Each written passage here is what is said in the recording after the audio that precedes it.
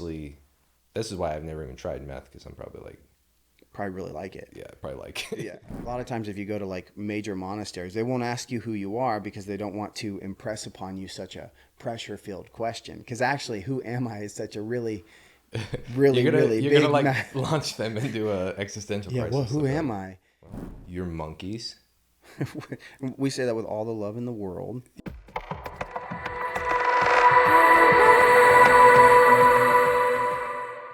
Welcome to TOEHOLDyou. I'm here with my friend today, Matt Koder, aka the American Yogi, aka you are a longtime yoga practitioner. How many years you've been practicing yoga? I've been practicing yoga for 17 years. 17 years. Okay, yeah.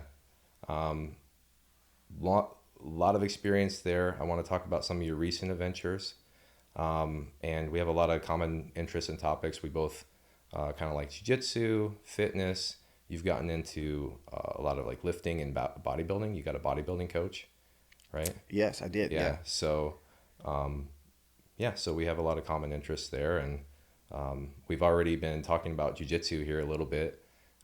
You were gonna say something about Mikey Musumeci that you wanted. Yes, Mikey Musumeci. I feel like jiu-jitsu. I fell in love with jiu-jitsu when I was probably 14, 15, maybe 16. Sometimes years blend together a little bit for me, but we both live in Iowa, and Iowa's a very wrestling heavy culture. And, I grew up in a neighborhood where, you either make yourself dangerous or you become prey.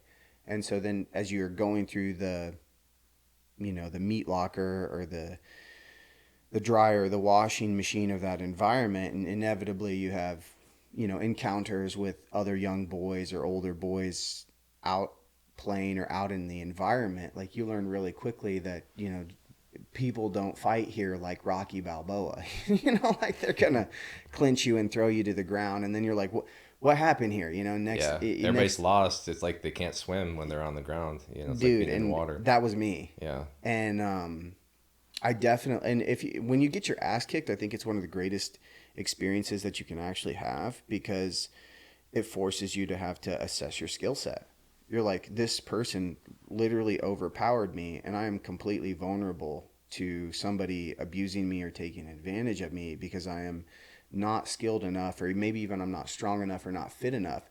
Because I remember getting in fights feeling like I was winning from a technical standpoint, and then just like my physical fitness just failing on me and being like, this is a problem. Now I understand why Rocky Balboa was always training so hard in those movies. And so I fell in love with jiu-jitsu really, really, really early on, because I would fight these guys. We would do this in garages too for fun here in Iowa. This was before MMA really became MMA, and it was no holds barred. You probably remember that because we're about the same age, right? I'm 37. You're... Yeah, I just turned 37. Yeah, so we're the same. We're the same age. When's your birthday? June 9th. Yeah, that's what I thought. Yours is just a day before mine. Oh, well, happy belated birthday. Yeah, likewise, as well, dude. man. Yeah, and June 6th out here for Brian. So. Oh, man. We're all Geminis. No wonder we vibe so well, too, before the podcast. Yeah, right. And so I remember watching this movie called The Smashing Machine with Mark Kerr. Oh, yeah. And that's a good one. And I just remember feeling like I never wanted to get my ass kicked again. Like I knew it was probably inevitable, but I at least wanted to make it to where I was skilled enough in both physical fitness and in fighting that it would be a deterrent.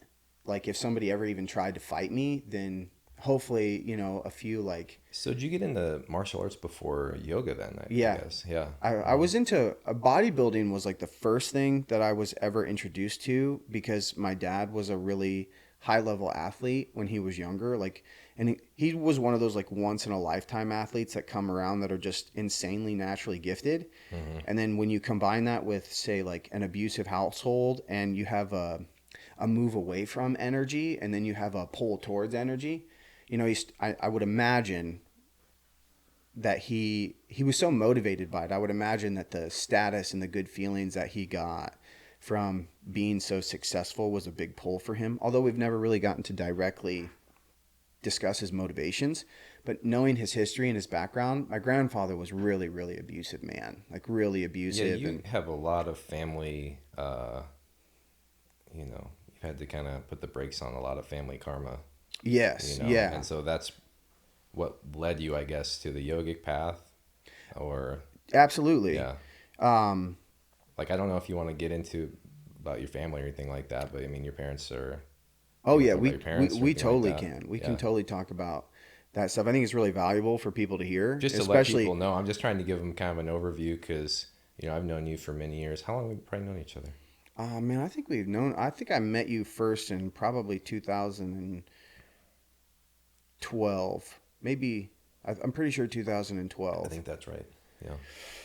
So because 11 we were years. friends even when I did the yoga festival, and because I remember you like starting this whole journey into consciousness and inner work because you were dealing with some things from your deployments and navigating your inner world. That was when I first. Well, That's where I I had first to remember learn how to meeting you. meditate. That would have been 2009. Okay, so then I might have met you But then I didn't move around back to Des Moines until end of 2011. So sometime around then we met. 2011, We 2012. met We 2012 met. probably. But yeah, I got into the contemplative practices in really, I would say 2008 ish, really, because I just started meditating because I was having heart palpitations. My whole body and system, even if I was just like, I'm fine, I had an entire subconscious, entire nervous system, which we've talked about before. This is your whole body just connected to, it's your whole brain. It's Yes, kind of throughout your whole it's body like and it Morpheus responds says back and forth. in the And I Matrix was at super the. stressed. I was grinding my teeth at night Oh, badly. And I was like, I need to meditate. And that's all I knew. I didn't know about all these newfangled psychedelics and stuff now. I started like researching some things like that. And I knew about some breathing practices and just breathing. Holy shit, breathing changed my life. well, we both were Sounds in crazy. the People think I'm crazy. military, and I think that when you compete and you do anything with athletics, I think you begin to develop foundational skills and a foundational awareness over your body that if Right. you're not in athletics, you might not be aware of these things. You know, where if you have to feel the nerves of suiting up before a football game and then you catch yourself breathing, or if you're running track or cross country and then you start to realize, well, okay, the more I exert energy through my tissue, the more my energy body depletes. But the thing that's gonna, you don't make this connection readily, but you're like, if I breathe, I somehow seem to maintain more energy and I have a higher capacity for output. So I think we get an intuitive understanding early on as athletes that our human system is interwoven, but the depth of that connection doesn't fully become apparent, and the intensity of it until you really desire to go into contemplative practices and become a master of self-analysis. Well, that's because that's when you're going beyond the body. Yes, yeah, absolutely. And so what I found jujitsu out of necessity.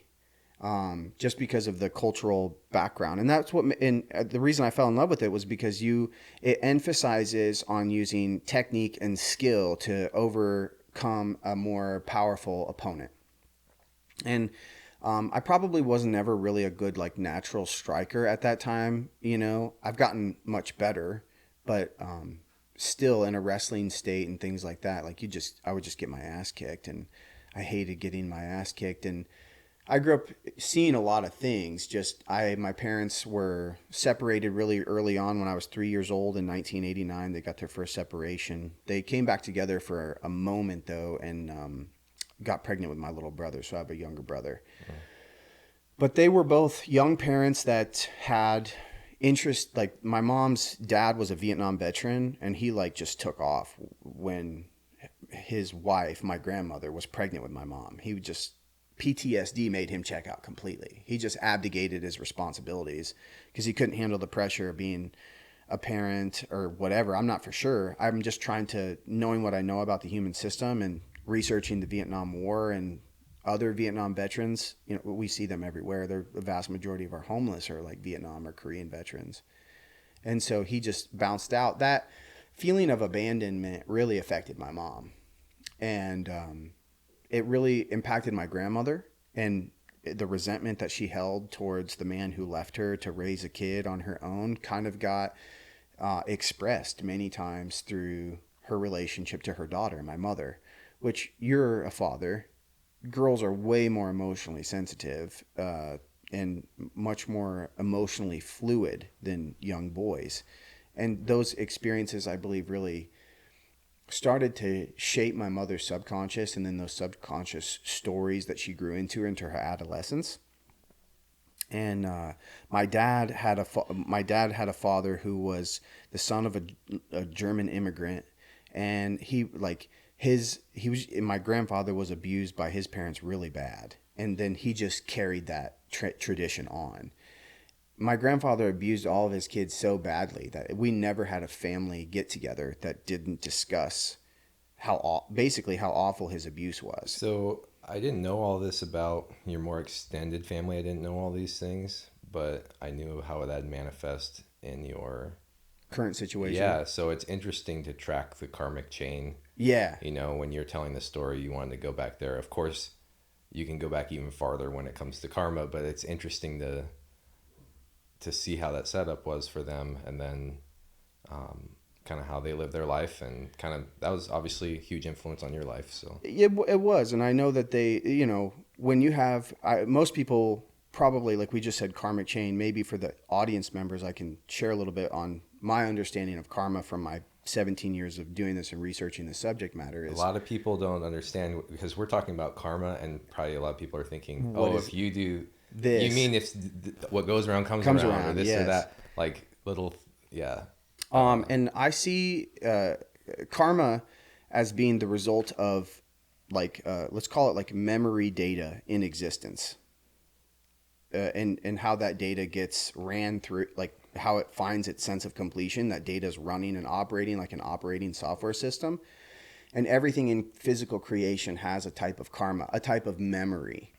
And then from this memory, we interact with the outside world. And so, like you might say, from memory, you take action. If we thought about how we receive data, our inner world and our outer world is connected via our organs of perception, our organs of action, physical touch, sight, smell, taste, touch, olfactory and taste, and all of that other stuff. Mm-hmm. And so what we don't readily connect to is how that data is coming in. And then it's run at first, like when we're babies, it's just a collection mechanism. Like our human system, to me, this is how I would describe it. Our human system is like a big giant server. It just gathers data. Everything that we ever touch, everything we ever smell, everything we ever hear, everything we ever taste is recorded in us. But buried within our genetics is the memory of everything that has ever existed in our entire genetic lineage, all the way back to the origins of creation. That DNA is just a mutated version of the version all the way back to the beginning of life. So yes, it's amazing to think, all this information that's packed in there, and it seems like they keep finding more and more information, like, it can fill every computer on Earth or something, about like much. It's absolutely incredible. And when you start to learn what the yogis were saying about this memory, and then you juxtapose that, like you contrast it to everything that they're studying now in genetic study via epigenetics. Epi means above as well, which is really interesting because the word Buddha means one who is above. so they call them your Buddha genetics. Your Buddha genetics, yeah. And so understanding your memory is foundational for understanding why you do anything that you do. Because this goes to the heart of consciousness, which is, you said you have stimulus coming in, there's a reaction. We're calling that we're calling that I decided to do something. We're calling that I like this versus that. We're just ultimately observing a phenomenon of the great happening, information coming in, bouncing off of all of our information in our brain, in our body. The response comes, whether or not we live in a deterministic universe or not, like one where everything's fate has preordained everything or not. It's still, we want to sit back and label, I'm doing this. Totally. I'm doing this. I'm doing this. Yeah. And then when you start But to even just you question. are karma. Yeah, and you're You are like, a big ball of karma. what is I? Yeah. In fact, it's kind of funny. They make a joke that if you go to certain Buddhist monasteries, how like when we walk, we're like, well, who are you? And then you give them your name. A lot of times, if you go to like major monasteries, they won't ask you who you are because they don't want to impress upon you such a pressure-filled question. Because actually, who am I is such a really, really, really you're big. gonna like launch them into a existential Yeah. crisis. Well, who am like, I? Well, So those experiences led to like, my dad had some pretty serious traumas just between abuse and some other events in his life. Like he was in a hunting accident when he was a boy and accidentally shot and killed his best friend in a hunting accident. That impacted him, and he saw a lot of death really early on. And then in 1997, he was in a head-on collision in a car accident. And that was my first experience with realizing that personality was pliable. So he was ejected from a 1957 Ford Falcon from a head-on collision with like I think a 1987 lifted Chevy, big country boy truck. And he was dead. He was dead on the side of the road in a body bag. And fortunately, some sort of life flight EMT was identifying the body and noticed some sort of signs of life. So we assumed that maybe the initial responders had no signs of life, put him in a body bag. Secondary responders are showing up on scene, doing their post car wreck work, go to identify the body. They're like, this guy's still alive. They life flight him, and then he manages, to make a recovery. But his personality was one way going in, and then his personality was not that coming out of the accident. And I had to watch him reconstruct a personality and remap and reconstruct his whole reality of the world. And I was just 11 years old. So this was occurring from like 11, 12, 13, which these are very formative years for a young boy. You start hitting puberty. And this is really where I believe that your father's guidance actually is super, super critical for your development. And having your father in your life. I really, really, really do believe that fathers are critical to the development of their children. we've talked about that before on this episode 1, like same topic about how key they are. Yeah, and the statistics bear that out too. Totally. I mean, if you look at the statistics of a single parent household and the likelihood of becoming a drug addict or going to prison, it's terrifying. Mm-hmm. And so I was facing, I come from the very bottom of the socioeconomic ladder. My parents were not born to wealth in any capacity. And so then they struggled. Well, my dad obviously is now completely disabled and can't work. My mom struggled with being an emotionally sensitive in a spiritually dead world. And so when you're an emotionally sensitive, you experience high levels of pleasure, but you also experience high levels of pain. You're quite sensitive to the pain of other people. And so she struggled to manage that. And then I believe that part of what ended up driving her to addiction was not knowing how to actually manage her inner world and the stress of bearing the responsibility of taking care of another life. Like, she loved me with such an intensity that it kind of drove her to insanity. If we wanted to use a mechanistic term to try to describe the phenomenon, because as she tried to find solutions for her inner turmoil through the way that pretty much all Americans do, which is like, well, let me try cigarettes or alcohol. That didn't work. I'm still really, really freaked out because I actually have these major problems. Like, how do I feed my kid? How do I roof them consistently? How do I make sure that they have clothes? How do I raise them? And she got pregnant with me when she was just 15, and then she was 16 when she had me. And my dad was 17 and then 18 when they had me. So they were very young. They were kids, right? So kids having a kid. And they didn't have enough time to probably really develop and get themselves under control and work through their stuff. And what point did you get into the contemplative practices? Well, my mom got into heavy hard drugs when I was a teenager. She had, from what I understand from the past, she'd experimented with them to try to solve some of her hurts and her pains, and maybe she has struggled with them, according to stories I've heard. And when we say hard drugs, I mean things like methamphetamines, which is it might be the only drug, actually, because I don't know many females that do heroin.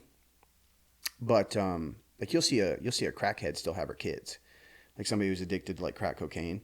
She'll still have her like kid on her hip. But meth will completely take a mother away from her kids.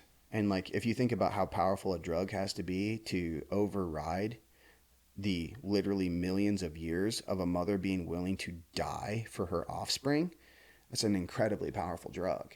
So it's very disruptive emotionally and mentally. And it was disruptive to me, and especially because they will Trojan horse. They're not meaning to do this. It's the addiction that's driving it. But they'll use they do love you, but the hook has them so hard that they need to get their drug any way that they can. It doesn't matter what. So that created a lot of really, like, let's just say, hurtful experiences for me between her. So I experienced a lot of humiliation, a lot of rejection, a lot of betrayal really early on in my teenage years. And I grew up around people who lied all the time. Like if you grow up in that environment where people are like dealing drugs and using drugs and not going to work ever, and that is what you know, that's the pot that you're being, the environment your spirit is being fertilized in, then by the time I was like 16, 17 years old, my heart was really, really desperate for truth and reality. I wanted to be around people who meant what they said, who did what they say, who kept their promises, who just were good people. And at the time, the Marine Corps had really good advertising for that.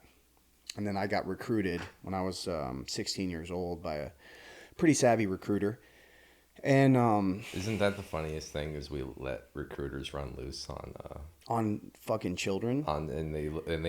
They've become like child predators almost in their Oh, mind, because 100%. they can see like vulnerability in certain boys or certain individuals or gullibility. Yes, totally. And then they actually keep the military culture, the real military culture, hidden from us, because Right. obviously they don't want you to know about it until you're in it. Right. And so I got in, and I thought that like this was going to be the start of a completely new life. My mother had been clean from drugs for a little bit, and I really wanted to go basically make something of myself. And so I joined the Marines, and I felt like for the first time, being around these men, particularly my drill instructors, these guys did everything that they asked us to do, better, stronger, faster. They looked great doing it. They were on less sleep, and they demanded of me to be great. And that was like the first time I really felt such intense masculinity and was really, really held to standard and kind of nurtured from a really intense masculine energy. And yeah, of course it was difficult, but it really fed my heart, and I really needed it. And like you had a brotherhood there too. And I had a brotherhood. And then I came home, and my mom had relapsed on drugs. She had this guy who was a murderer who had a murder charge dropped down to willful injury that she was kind of running around with. And there were some things going on with my brother that deeply concerned me. And I had received insight that I was going to be deployed to Fallujah at this time. This is like 2003, 2004. So and I wasn't coming back home. So I had 10 days to be home, and then they were going to deploy me to Fallujah. And so I went back. I'm only 17 at this time. I'm still just a kid, and I'm a kid who's grown up in a certain kind of rough circumstance. And I come home or go back to base, and I'm trying to get somebody to help me find my brother a safe place to be before they deploy me to a war zone. And I asked the staff sergeant who's in command of me if he would help me find something for my brother. And he just looked at me and he said, "Marine, I don't give a fuck. Go stand your post." And that one statement like fractured my 17-year-old mind.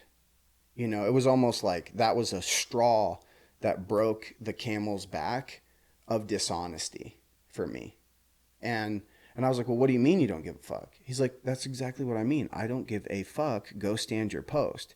And that like thing opened up all of that emotional wounding that I had prior, just growing up how I grew up.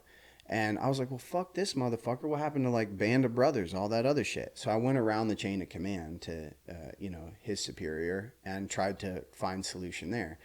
Well, they're all buddies, of course. You've been in the military. And so depending upon the unit you get in, leadership and culture in the military is fucked. That's why they can't recruit anybody anymore. It's because it's like fucked from the floor up and everybody knows it. And they basically just proceeded to make my life hell for trying to request help from my brother. And that made me feel that everything in the Marine Corps was a lie and dishonest.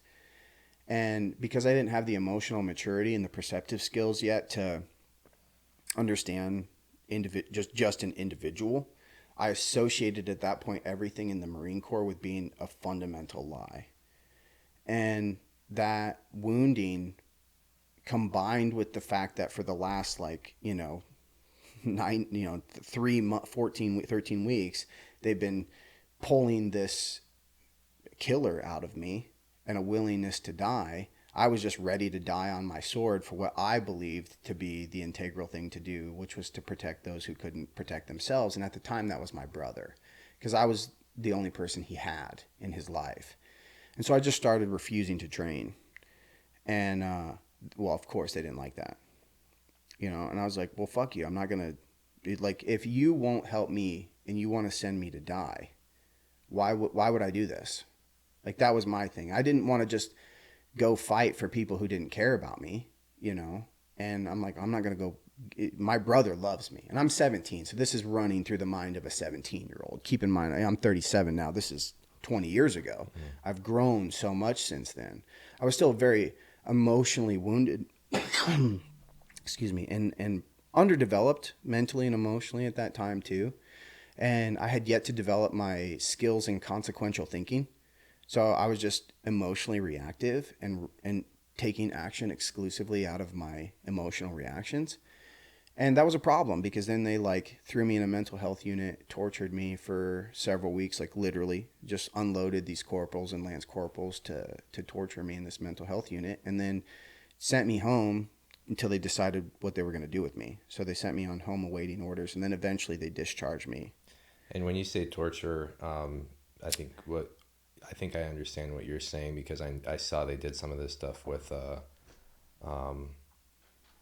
Chelsea Manning and some other individuals, where they just torment them. Yeah, they torment they're not you. cutting off your fingers and toes, obviously. Yeah, but they're doing probably sleep deprivation, yes, stress positions, and all kinds of other food deprivation, a lot of deprivation techniques. But they would often come in and heel kick you out right in the face, because you're sleeping in a bunk, right? So one of them would just come in and just boot kick you right in the face while you're sleeping, or would me and a couple other guys that were in that unit. Mm-hmm. And I think they thought they were going to break me, but it didn't. It just strengthened my desire, it strengthened my fuck you even more.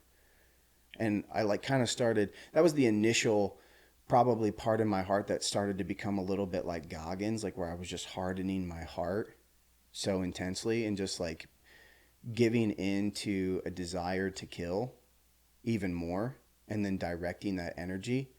But I obviously was smart enough to know that, I'm on a fucking military base. This is a big gang. It's the biggest gang. What are you going to do? So you just take the ass whoopings. And then I went home, and I kind of had thought I had thrown my life away because of that experience, in some capacities. I wanted to be a cop. I've always been a service-oriented guy. That was me too. I wanted to be a cop, a pro wrestler, and something else. I wanted to be. Then we both end up in the military. It's yeah. Well, I believe that knowing you, I believe that you and I are very, very sensitive. We're very, very spiritually sensitive. And that role is a protecting kind of role. It's a protecting role. And I've always I very much recognize that I am a protector in my core memory. My karma is as a protector. Mm-hmm. I believe it is also our duty as masculinity to protect innocence.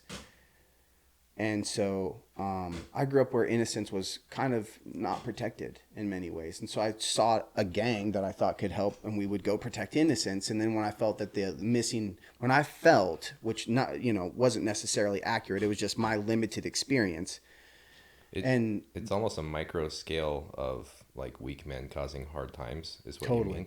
Because people have looked at that as a global cycle that occurs, but it can occur even within a family or within generations within a family. Mm-hmm. Weak men will create hard times in there.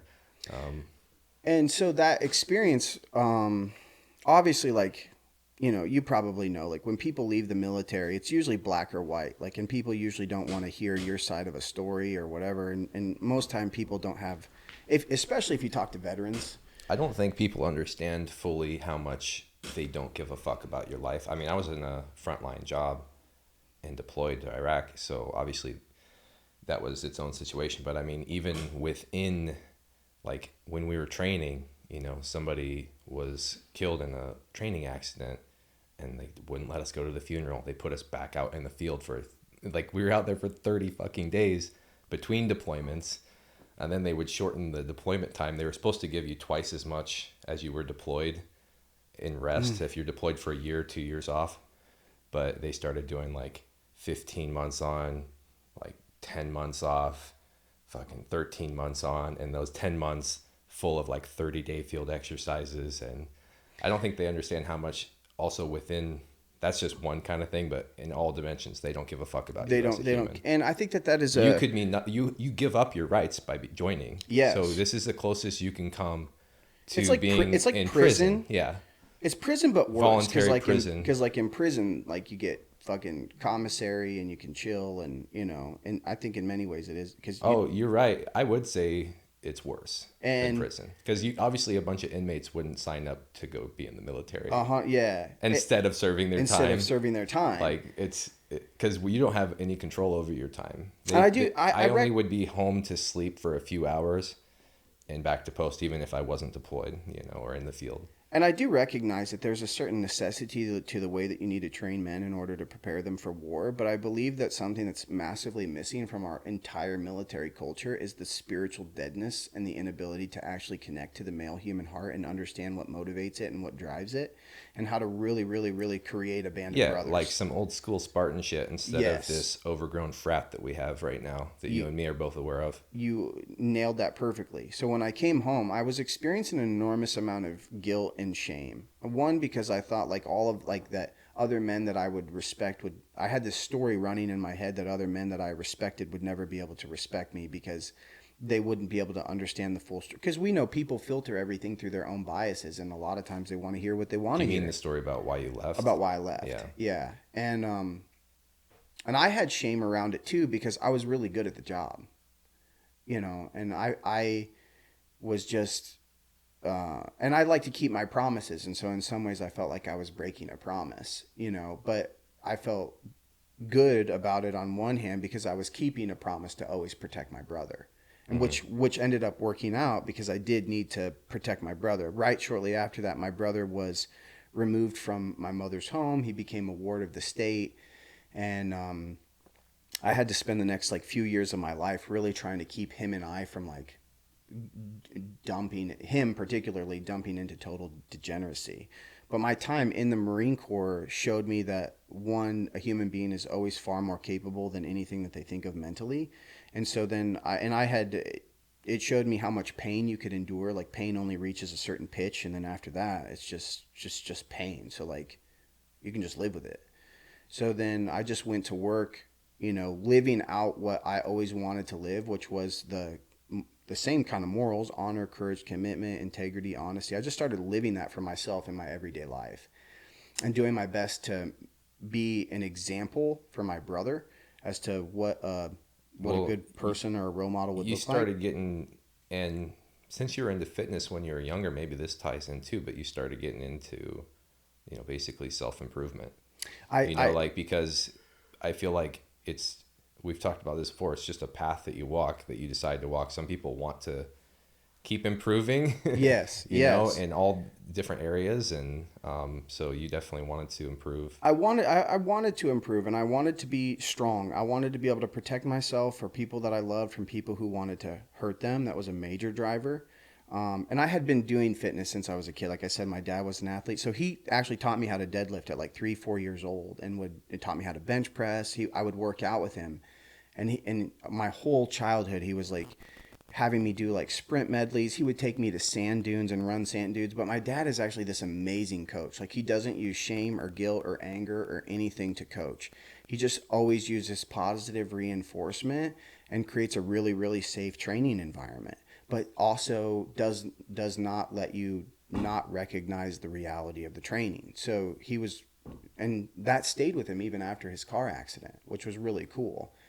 But this kind of soup of stuff from my childhood to this experience with the Marines, and then not knowing how karma worked, and then how that was driving other things in my life, like my relationships to women, my relationships to men, that was developed through my educational period, was basically leading me to never ever being able to create what I wanted, which was I wanted financial freedom, I wanted time freedom, I wanted a woman that was honest, loyal, that was beautiful. I wanted a beautiful woman. I wasn't going to settle for like somebody that I wasn't physically attracted to or even mentally, emotionally attracted to.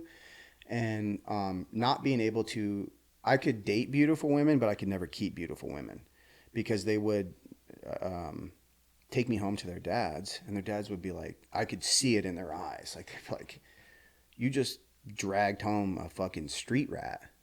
And I don't know what you're thinking. So I was the quintessential bad boy that like the rich girl from the west side of town gets excited about, because I am dangerous at this time period. And there's a little bit of excitement with that power when you're that age, but it's very volatile, and understandably so. Fathers saw no futures with me.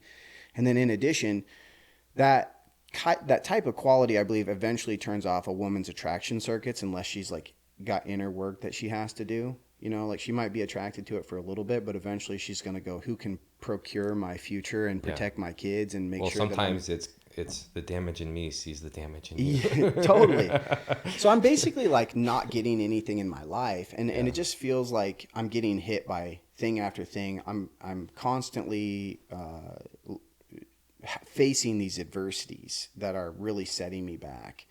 Mentally and emotionally. And eventually it reached such a fever pitch that I was suicidal. I wanted to die. And because I had this story running in my head that because I had nightmares every night from a combination of childhood experiences, and then them, you know, kicking the fucking shit out of me, literally in my sleep, my nervous system was still full of this emotional energy.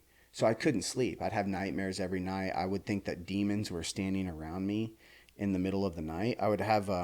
just because you'd created this hypervigilance. I created this hypervigilance. Yeah. And so then I would have lucid dreams really intensely, where then like I would think, like I would perceive there being demonic entities standing around me at all times, like leaning over me, writing like crazy shit in fire over my field of vision. And are you having like those body sleep paralysis where you can't move? That's terrifying. I would scream in my sleep. I would try to fight people in my sleep, and then if I was ever woken up, I would be in like a delirium. So I used to invite girls over. You know, you're young, and I'm young, and basically I'm all on my own because my parents are off doing their stuff. And I'd invite girls over trying to like have a good first date. And then I'd wake up like screaming in their face in the middle of the night. And like, you could see the look on their face. They'd be like, what is this? You know? And all of that, like just never being able to hit any of my external targets and then being miserable on the inside, led me to a false conclusion that my life was never going to get better internally and my life was never going to get better externally. And when my life hit that point, I thought the only solution for me to find a point of pleasure would be to just die. And so, and in that moment, the creator, the source of creation, I just like to use the word creator to represent the intelligent force. The creative force. Gave me a gift of grace and spoke to me in this like language of no language. It was like every language that could ever exist, and it was like no language that had ever existed.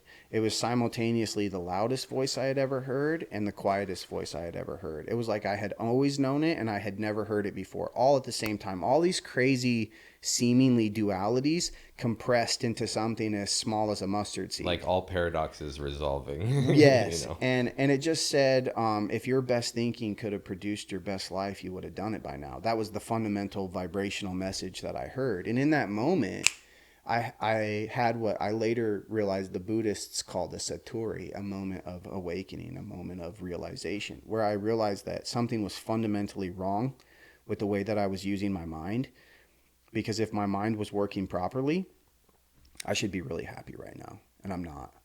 And I recognized that I didn't in that moment too, that it wasn't about my resources. It was 100% about what was going on in between my head. And that single moment is what drove me to the contemplative practices. But I had to proverbially go all the way down to rock bottom, and be so convinced in many ways that like I was right. Because when you convince yourself that you're right and you don't have a growth mindset, it's usually because you're afraid of living in the uncomfort of the I don't know. Because I don't know is quite a freaky feeling when you first actually start trying to really feel that feeling. Yeah. And I was young and trying to find a sense of safety for myself. But I had reached such a point of pain that there was nothing that you could do to solace the pain or comfort the pain. And I think when people are in the limbo stage, like you're either like in a really, really dark, painful place, or you're in unnameable ecstasies. I believe the middle limbo is that's purgatory. That is the worst place to be. You know what? You and me almost came about this in a similar way, because I feel like I'd come at it from like a bad place, and then I kind of had to come at it again when I was in a really good place, because it was like there was some guilt associated with that, and there was also feeling like, oh shit, I've just checked all these boxes that I wanted to check for my life, and I'm still not happy. That problem that people have, you know, when they actually thought they were chasing like money, or thought they were chasing this or that, and then they're just like, oh shit, the dog caught the car. And I'm not happy.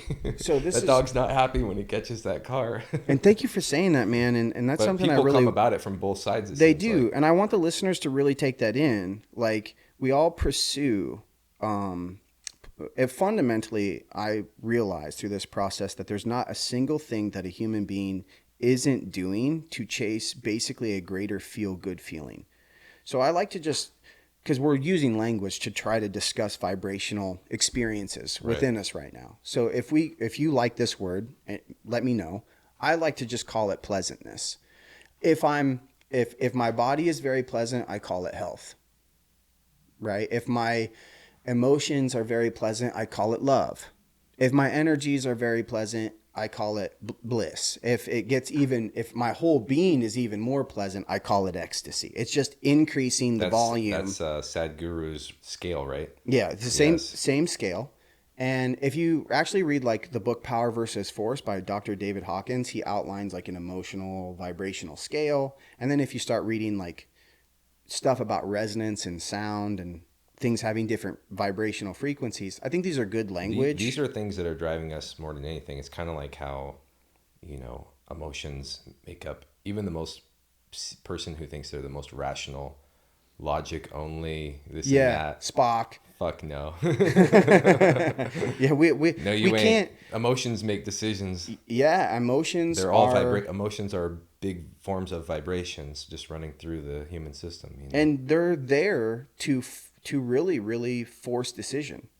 Mm-hmm. Like they're there to help motivate decision in a big way. So when I realized that we're all chasing pleasantness, that everything that we ever do, even acts of self-destruction, is just an attempt to seek a more pleasant outcome, a more pleasant experience than the one that we're presently having. Mm-hmm.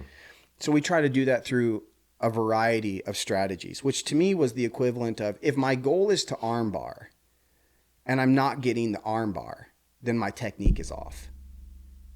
And it's not like I have to own that the technique is off. And for you, the armbar in this analogy is how I'm using my mind.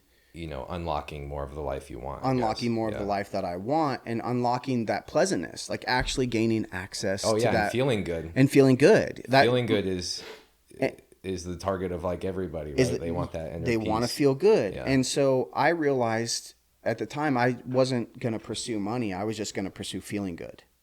But people do pursue it through the feel good feeling through a number of ways. I tried to outline that. Well, you were at the same point in your karmic journey as your parents or as your mom, but instead of going, because there's obviously This is why I've never even tried meth, because I'm probably like, Probably really like it. yeah, probably like it. Yeah. I mean, I recognize And then can you it. imagine, there's no good way to go from there. Yeah. There's no good second move after that. No. So that's a problem. Don't So do drugs. both you and I have pursued this through a number of, even jujitsu.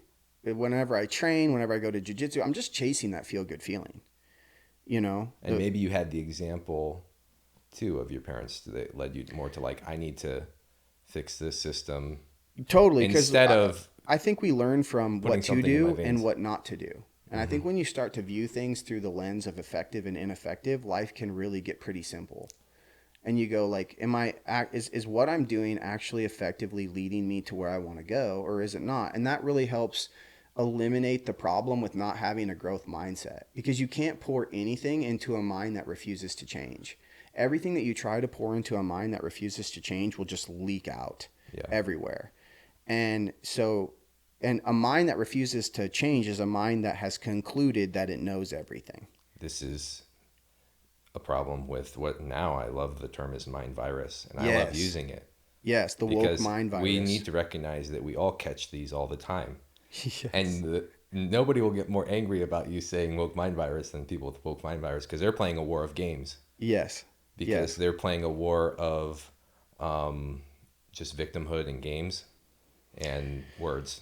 And they don't They're realize... They're literally playing grammar games with each other on the internet and triggering each other with text little bits on the screen and having little arguments and trying to be the biggest, most virtuous, or most victimized, or the most virtuous for the victimized, which has some appeal to people like you and me, because there's, we kind of get maybe even that savior complex a little bit of, like you said, you want to save your little brother, you want to help people around you, you want to be a protector. Like, I feel that energy too, and I have to not oversteer into it. But and what's scary about it too, tell me what you think about this, is when you look at every human being and how they're always chasing that feel good feeling, you can do some techniques that work in the immediate, but they don't work sustainably. Mm-hmm. So like if I that's play why I was saying there's no second move for meth. And if I play the blame game, like the victim mentality, the blame game, and I don't take responsibility for my role to play in my life, and I'm just playing the blame game, it feels good.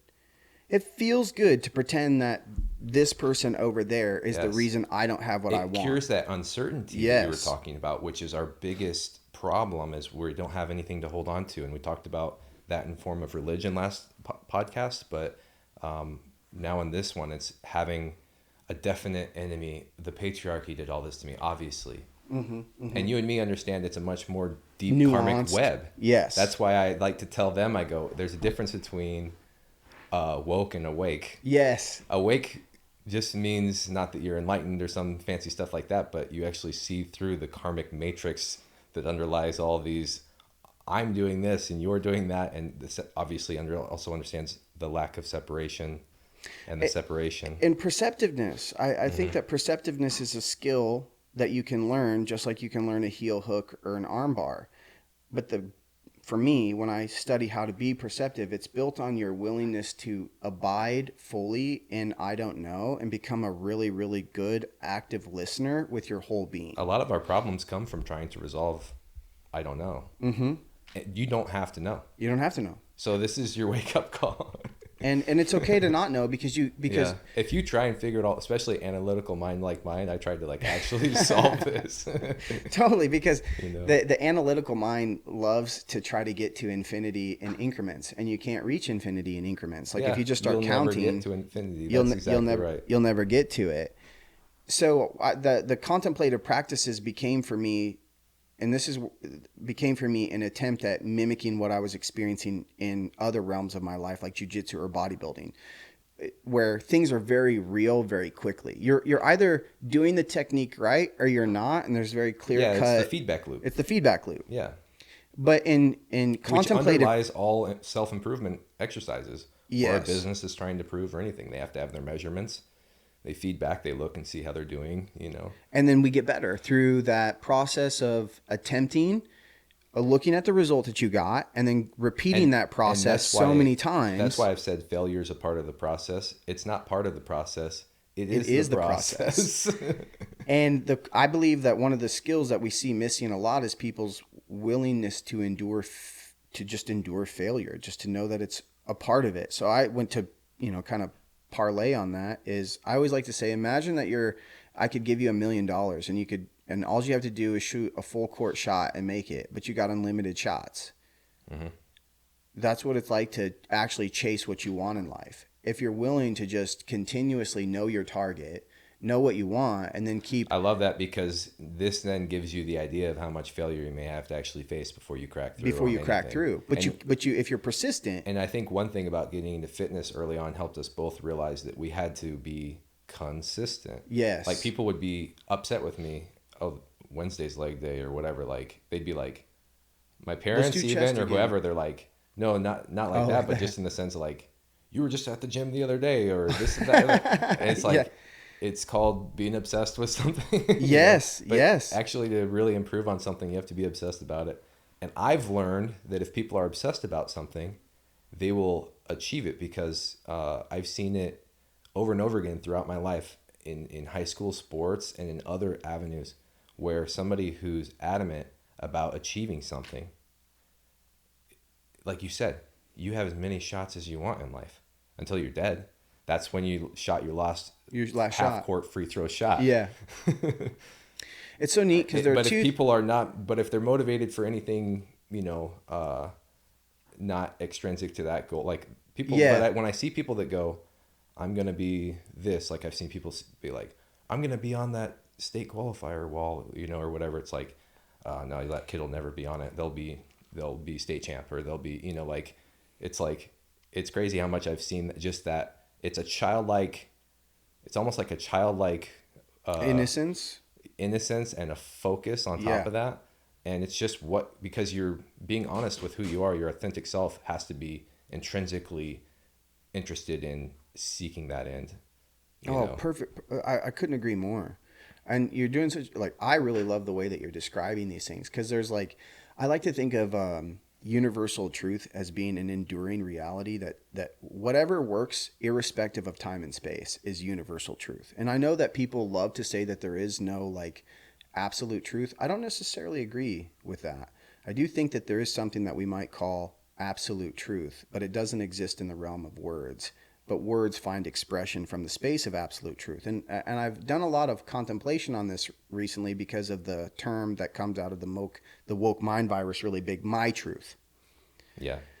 And juxtaposing my truth with the truth, particularly things like the trans debate, like a biological male attempting to caricature a biological female. And which we've always had throughout history. And they have the same phenomenon in other countries and this and that, but now it's become something that they're doing with. They're trying to. There's certain facets. There's so many layers to that. Totally. But it's so funny because we talk about how trans people keep getting pushed to the front of the line by people with the woke mind virus. Like, they're trying to slaughter more victims for their cause. Mm-hmm, mm-hmm. They actually think of it as the right is attacking all this.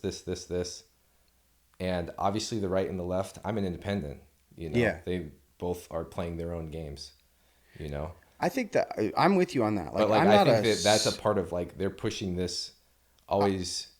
That's what's topical now. That's the current victim, and then they'll rotate it. Because it was Black Lives Matter, then they'll rotate in trans, and then they'll rotate in this. Because it is kind of a byproduct of a mindset that believes it can only obtain power through a victimhood, basically, and having an oppressor, versus coming together on the basis of idea and how to just collectively enhance something. Coming together is the important part too, and jiu-jitsu and other activities get people together from all different walks of life and talking, and they have to as part of the thing that they're practicing. But you have so many people now that are siloed politically by neighborhood or town or within their friend group, for sure. And then they also will say things like, I'm not gonna platform. I knew somebody didn't go on a podcast one time. It was a small local podcast, and they're like, I don't want to platform that guy because he said this. Or I had somebody rant for 2 hours at a friend of mine because I shared one Andrew Tate video, and then I was transphobic. I was like, how did we get there? And it's because they're pushing it to the front. Yeah, not me. I never did that video. Nothing was about trans.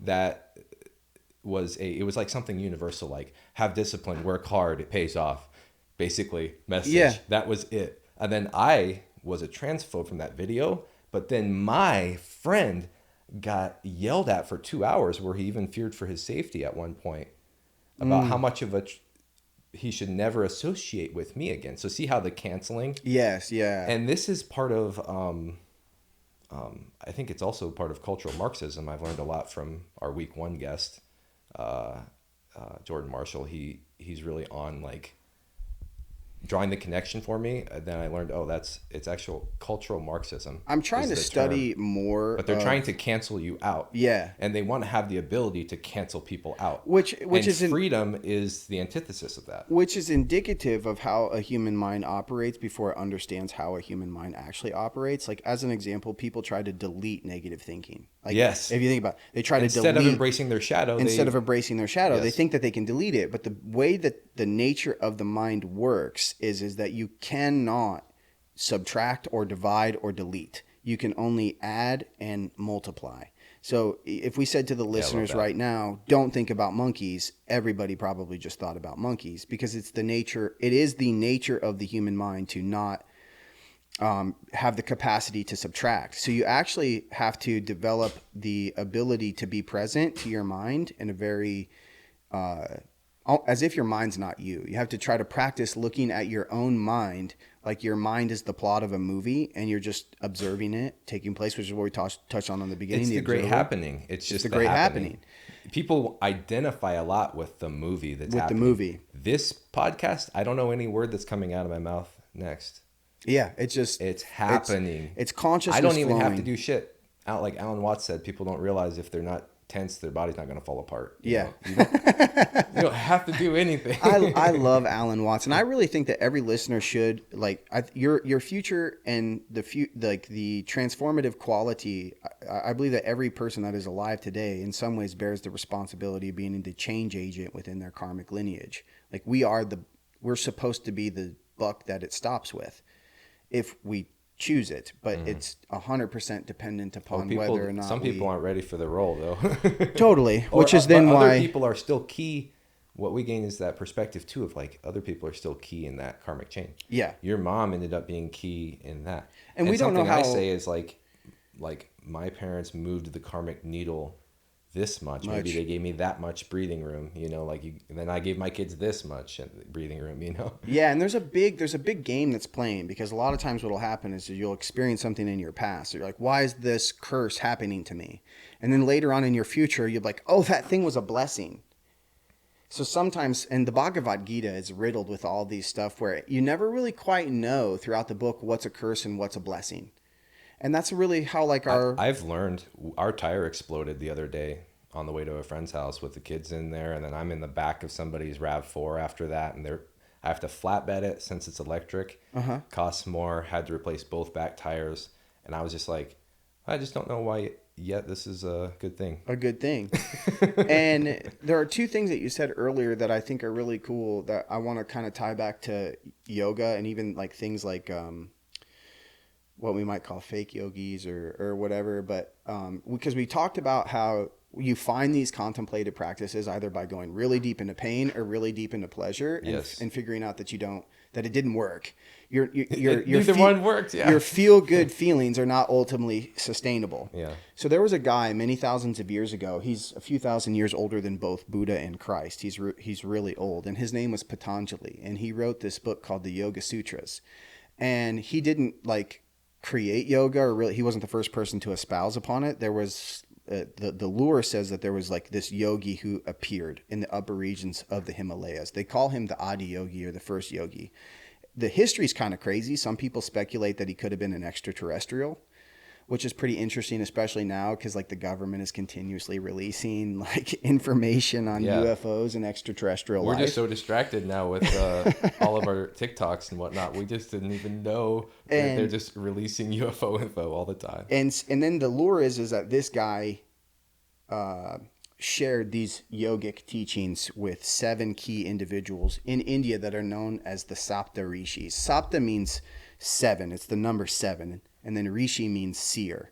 So they became what they called the 7 seers, and then he sent these individuals out into the world to spread yogic technology. And according to the yogic culture, yoga is the parent technology that gives birth to all world religion, because all world religion is according to yogic culture, is fundamentally trying to point people to the same one experience that you know through direct perception. Yeah.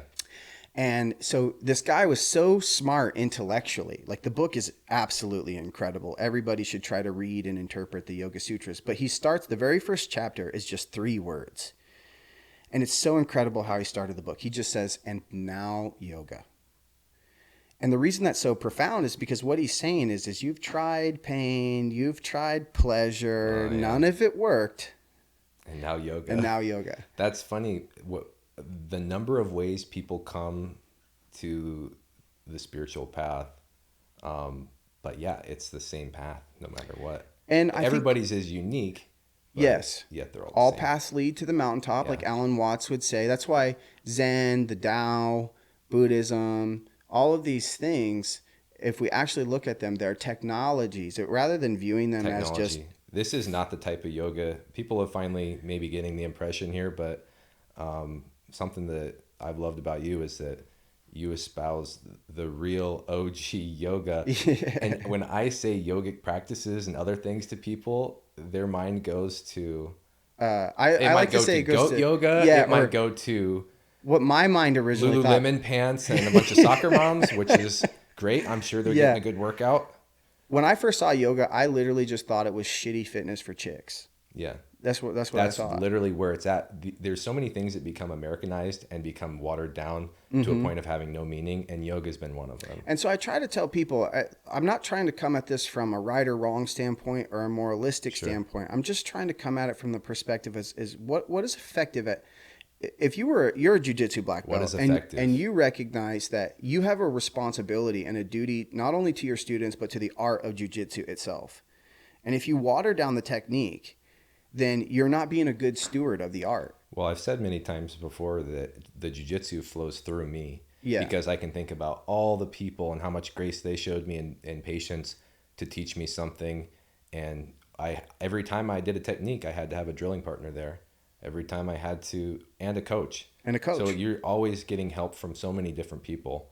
And you even saying that, that's exactly why I got a bodybuilding coach. It flows through you, and you then are giving it away, but then it's still a growing body of knowledge within you and externally. And I think that when we filter things through the lens of effective and ineffective, the art form grows, and we are where we are. No matter the art form, whether it's if you're a painter and you're a great painter, it's because you stood on the shoulders of giants. Yeah. If you're a jiu-jitsu practitioner and you're a great jiu-jitsu practitioner, it's because you stood on the shoulder of giants. There's nobody that's self-made. I think the self-made ideology 100%. Is part of the mind virus. We are all absolutely 100% interwoven and interdependent upon each other. And in my opinion, the more that we realize that phenomenon, the healthier the relationships that we get to have with ourselves and with our surrounding interesting environment. That kind of wokeism and that leftism, that's something we were talking about last podcast. It connects with their human nature, with that side of their nature that wants to connect, but then it overlays, all of a sudden it becomes tribal. Yeah. And they overlay us versus them games and things like that on people. And a lot of word games. They don't understand how much they literally just do word games. Yeah. It's literally, I want them to know, I want all people with woke mind virus to know, you're monkeys.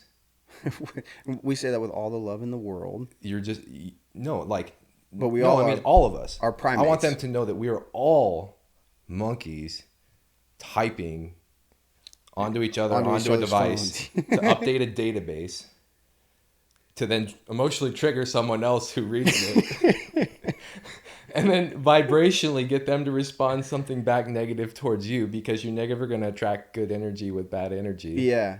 And you're never going to solve all of the world's problems, and you don't have to. And you don't have to... you don't know what decisions humanity has to make next. They think that they know what's best for the evolution. For evolution. They're pretending like, oh, it's just an evolution curve. Now we can be recruiting, and now we can have men and women's sports, or we can have biological men and women's sports breaking their noses with volleyball smashes, breaking their ribs with strikes. And that's kind of what I'm talking about not living in reality. You know what I'm saying? It's a rejection of reality. Yeah. And like you can't tell me we do live here with certain fundamental. I think that part of it is they get into a thinking that all tradition is wrong. It's like a paradigm, like, oh, all tradition is wrong, and that's part of the cultural Marxism about this too. Is I actually believe, because of the way that the underlining karmic structure is working for all of creation, it's like the collective mind is like a pendulum swinging, and it's attempting to find balance all the time. And actually, the conflict that we go 100%. through, hopefully, we don't destroy ourselves in the middle of the conflict, but we're actually cleansing and purging the collective mind. Humanity is actually going through its collective enlightenment process, because the enlightenment, if we want to call it enlightenment, which I like to define enlightenment as just the increasing of my perceptive capacity. It's like going lucid, but in real life. I used to have lucid dreams when I was a kid, and it always made me question reality kind of early. And it's like going more lucid in real life. Like Nisargadatta, who's a mystic I really appreciate, who was a cigarette salesman in Mumbai, India. He would say, there's no me that's talking to you. It's just consciousness talking about consciousness. I feel that underlying rising of everyone's vibe at some degree. But yes, and I do see the pendulum swinging. I think I brought this up last show too. I think maybe all these things have to happen. I do too. That's why we don't judge when the tire pops on the freeway or a bunch of people get a woke mind virus. Well, that must be for a reason, so that they can overcorrect and bring us back to, okay, make sure that we're considering other people and justice, and there's real people that are victims out there. There's real people that need help out there. You and me are very aware of that. Bringing it back to that middle or that place of balance where we then also go, oh, but what were we? I think history will turn around and go, I can't believe we were cutting off genitals of children, cutting off their boobs, and giving them puberty blockers, and chemically castrating them before they've even went through a puberty cycle. I think that we're gonna go, and we're gonna shudder. By the way, there was a massive hawk that just flew right outside the window, and I bring that up because animal totems have become a big something that I've recognized. Like, if you think of everything in creation as being vibration, I have found that animals they vibrating much more in tune. Yes. And so then when you're buzzing at a frequency, or if you need a particular, let's say, frequency introduced into your vibrational field, an animal will present itself to your consciousness, and you'll know it because you'll see it frequently. Does the hawk mean anything to you? I mean, they have a spiritual totem. The Iowa Hawks. Which is excuse me. But there are many, like, I have a few totems that kind of appear to me pretty regularly. The tiger is one of them. The orca is one of them.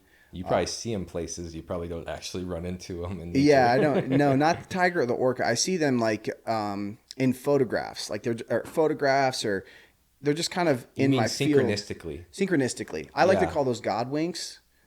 I'm not, I used to be averted to the word God, but I don't really know any other word to describe the fundamental force that's behind the source of creation. I freaked my wife out a few times because I start saying God sometimes, because I don't know what else. It depends on who I'm talking to. I'm almost just like, what do you want me to say?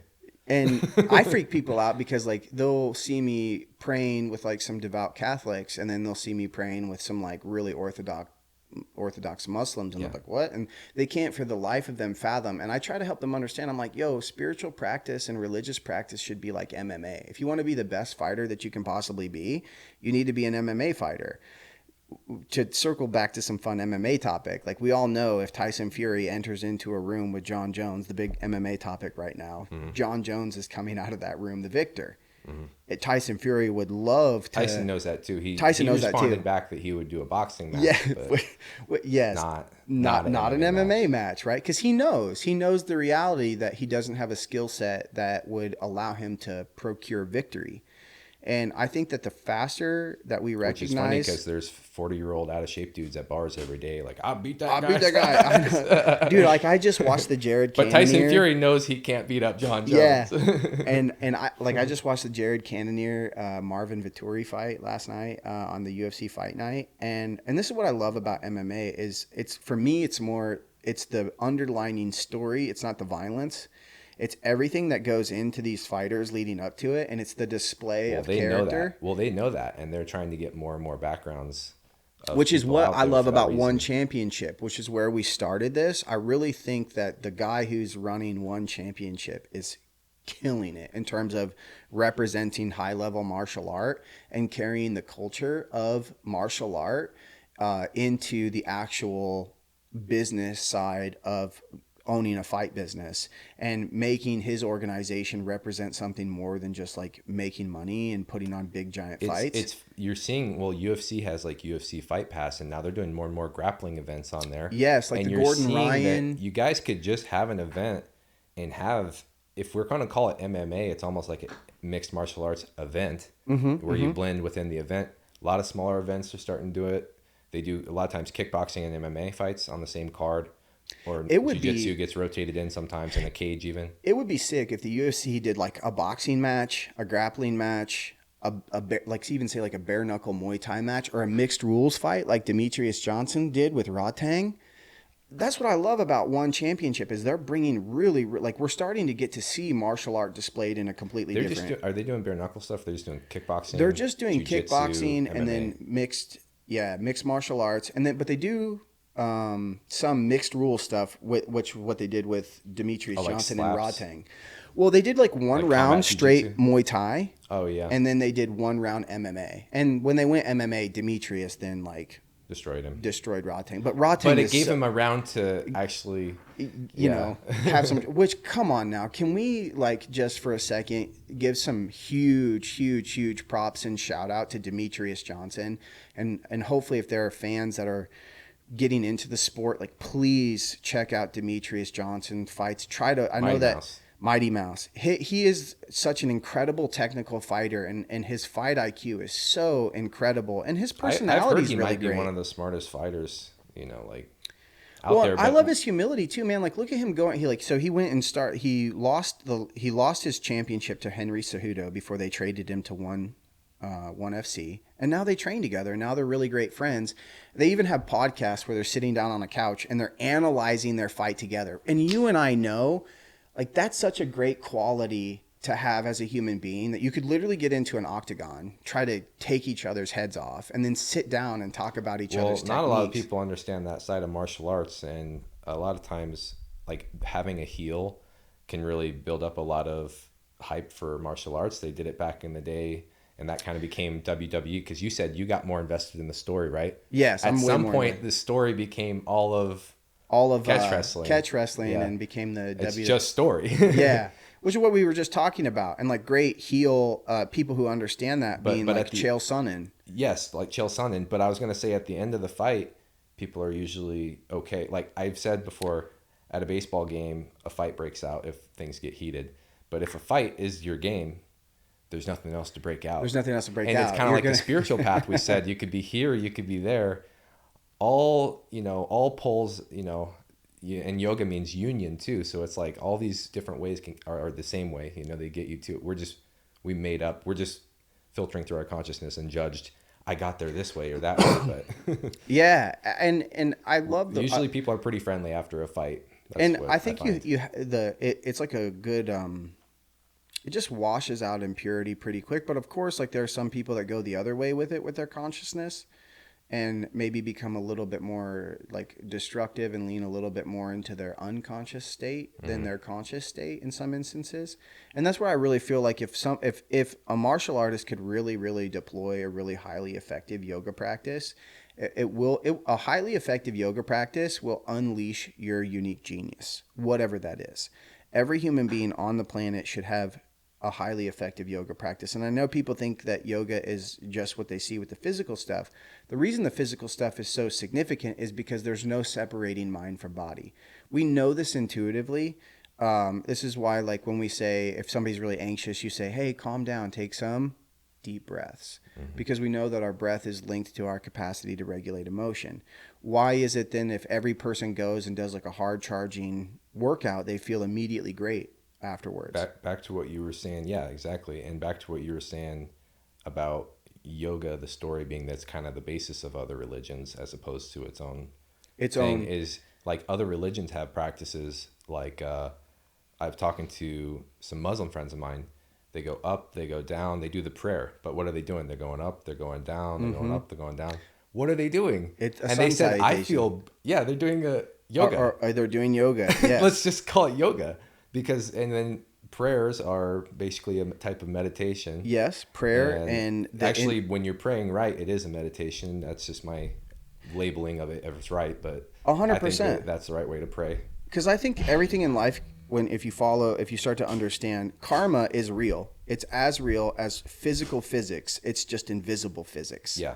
And so if you can start to wrap your mind around these three concepts in existence. Invisible physics. I love that. Cause and effect, action and reaction, purpose and intent. Like those three realms are kind of governing so much of what is happening. And if we can start to map cause and effect, action, reaction, purpose, and intent, then we are really, really putting ourselves in a high position of power. And then if you're aware of these three things when you're in conversation, you know, you could be, it gives you like x-ray vision in relationships as well. And when you get into contemplative practices, it begins to slowly remove your misplaced identification with your objects of accumulation. And what I mean by objects of accumulation is that like this phone that I now carry, which is incredible. We call it the iPhone. It's very sophisticated, but it is nowhere near as sophisticated as the human mechanism. The human mechanism is the most sophisticated piece of technology. That's why I see yoga, like you define it, as a technology, and it's something that works to bring the highest piece of technology we have, which is our body and our mind, to its highest state, which also, yoga means union, so Yes. it's going to bring people together, and another way is of the saying highest. Union is harmony. Yeah. And so then to become in harmony with the external world, you have to first get into harmony with your internal world. And you're not in harmony with your inner world if you are rejecting what is happening in your inner world. Yes. That's trying to swim upstream of the current. You're trying to surgically remove your shadow. So when you do, like, let's say you do the asanas, like you're attempting to harmonize your movement with your breathing. That's why it's so important that you understand how to harmonize the movement with the breath, because by harmonizing the movement of the body with the movement of the breath, you radically impact your life energies. Are you open to doing an experiment with me? Sure. If you close all of your 5 fingers and you rest them on your knees. Okay. And for the listeners at home, if you want to do this yourself, you can do this. And now what we're going to do is we're going to take a deep breath in, deeper than our normal average breath on the inhalation, and then we're going to exhale fuller than your normal resting breath on the exhalation. And what we'll do is I'll say, okay, take a deep breath in, and you're going to pay attention to where you observe the breath happening in your system. And then we're going to flip the hand. You don't want to lift up and flip. You just want to gently flip. So you'll keep the hands here, but then you'll gently flip, and we'll breathe again. And then we're going to ask you to notice where you feel the breath in your body happening then, just from the hand being here to the hand being placed here. So you're trying to notice where the sensation of the breath is inside your body. So your target objective is notice where the sensation of my breath is happening in my body as I do this. Okay, so go ahead, and if you're listening, close your eyes. It's deeper than normal. Deeper than normal, and we'll do a few breaths. And then less of it out than normal. So I'm getting more of it out. More of it out. Yeah, than so normal. like deep in. Deeper than normal, more out than normal. Just a big breath. Yeah, just a big breath. Okay, so go ahead and close your eyes and just breathe exclusive through your nose, but go ahead and take a deep breath in through the nose and a deep breath out the nose. And a deep breath in the nose and a deep breath out the nose. Now flip your hands. Take a deep breath in the nose and a deep breath out the nose. Then a deep breath in the nose and a deep breath out the nose. Now flip your hands again. Take a deep breath in the nose. And take a deep breath out the nose. And we'll do one more just for good measure. Flip the hand. Take a deep breath in the nose. And a deep breath out the nose. Okay, now when you're ready, open your eyes. Now, if you paid attention to your system, you should have noticed something occurring in your system. Can I tell you what I experienced? Yeah, please do. All right, and then we'll see how much this tracks. So when my hands are down, and I've actually done this experiment before because I learned about like hand position when you're meditating. Right? And I would reject that they need to be up because it was uncomfortable for my shoulders. I've since found a comfortable way to do it, but the breath seemed to just die out. It'd just kind of be down here. And then when I turned my palm up, it went straight through my heart through here. Yes. Yes, that's exactly right. So when you sit with your palms down, the breath enters the lower lobe of the lung. And then when you flip the palms up, the breath resides more in the middle of the lung. So now, funny. with something as simple, and this is what's astonishing, something as simple as flipping the hand. Now, people all day long are making radical movements with their bodies all day long. And they're programming it in a way because your nervous system is your whole brain and your everything, and 100%. You program it through movement all day. What did Morpheus say to Neo in the Matrix? Because I want to go into the Matrix too. He said the mind can't live without the body, and the body can't live without the mind. Fundamentally, the body can't live without the mind. That's why if you die in the Matrix, you die in real life. Mm-hmm. And that's why, like, if you're brain dead, if your mind dies, right, you can't live. You're brain dead. Your mind's dead. So we can reprogram our programming. We can hack let's call it even our mental matrix, and we can escape the mental matrix and rise above the mental matrix, which ultimately sets you free from the cultural matrix. All the Agent Smiths out there. All the Agent Smiths. And until somebody escapes their mental matrix, they're still an agent of the cultural matrix. Well, it's because they're too fuckwithable. Yes. They're too controllable. Yeah. If you haven't, they say know thyself. If you don't know yourself, you're out there flapping. And actually, had a guest bring this up. He said, well, religion kind of fills that for some people, but actually having your own self-confidence to have a whole bunch of people telling you one thing and knowing what's true or what's real to you, that's the ultimate power. And then you have to do a lot of hard work. Like you said, don't cut the shadow out, give the shadow a hug, give the wounded inner child a hug. And it's funny, I say things to my kids now.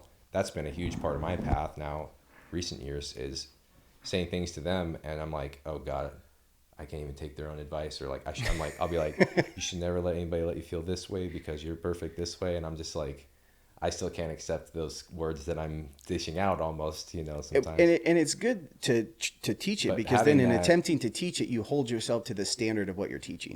But doing all this hard work then gets you gains. Total freedom Subtle gains. Energy gains.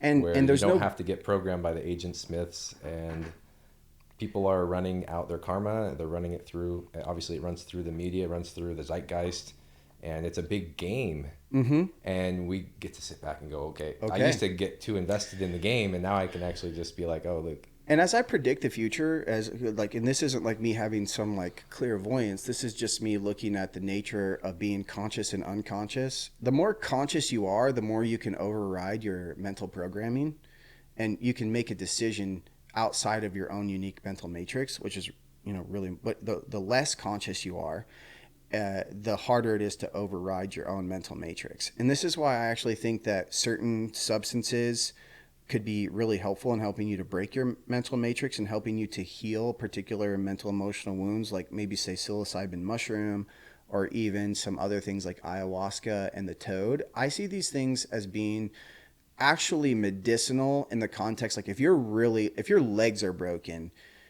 and you need medicine and surgical support and all of these other things. But I think what people fail to realize on the spiritual journey is that if you thought of spiritual journey as typically most people approach it from a state of emotional brokenness or emotional woundedness, and then they walk a path.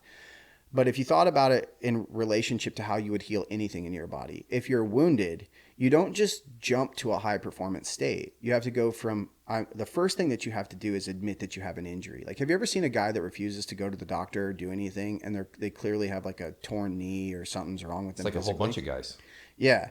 And it's like a common guy problem. You can't fix anything if you're just unwilling to admit where you are. Yeah. So the first thing is you have to get really real with yourself. And this is why I love Andrew Tate. And I think that he is unjustly, in many ways, being unfairly targeted, probably because he has used his ability to command language in a way to generate controversy in some capacities, or I would imagine in some ways to gain internet traction. I think his whole thing was he hacked the Matrix. Yeah. In his head, he probably even used that term, because if the Matrix is out there to try and cancel you, if you actually are your authentic self, plus you say a few things that will get people's attention. It's like clickbait. Like, everybody has to make a clickbait title nowadays, no matter what, if it's valuable information or not. Yes, because everybody's competing for everybody's attention. It's like he would come with like some really one-liner that makes him sound super misogynistic, and then you actually listen to him fill it all in. It's like, oh, he just has traditional values. Yes, 100%. Okay,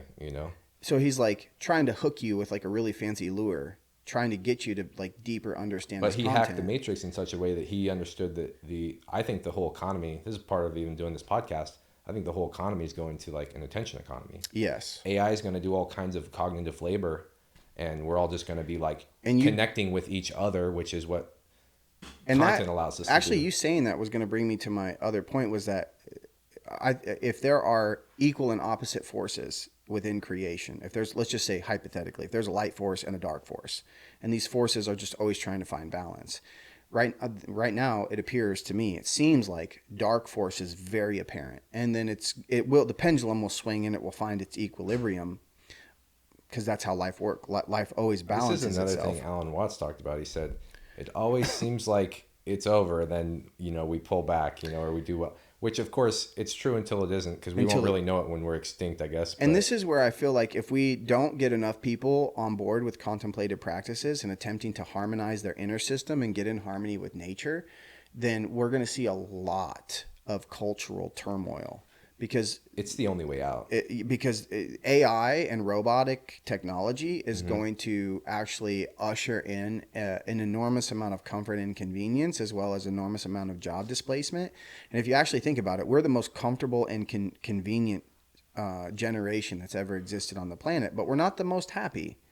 Yeah. We can't claim that we're the most compassionate. We're the most extreme. Yes. When I heard someone label the human animal that I inhabit, we're the most extreme being on the planet, because we can be extreme in good or bad. Or in intelligence or in stupidity.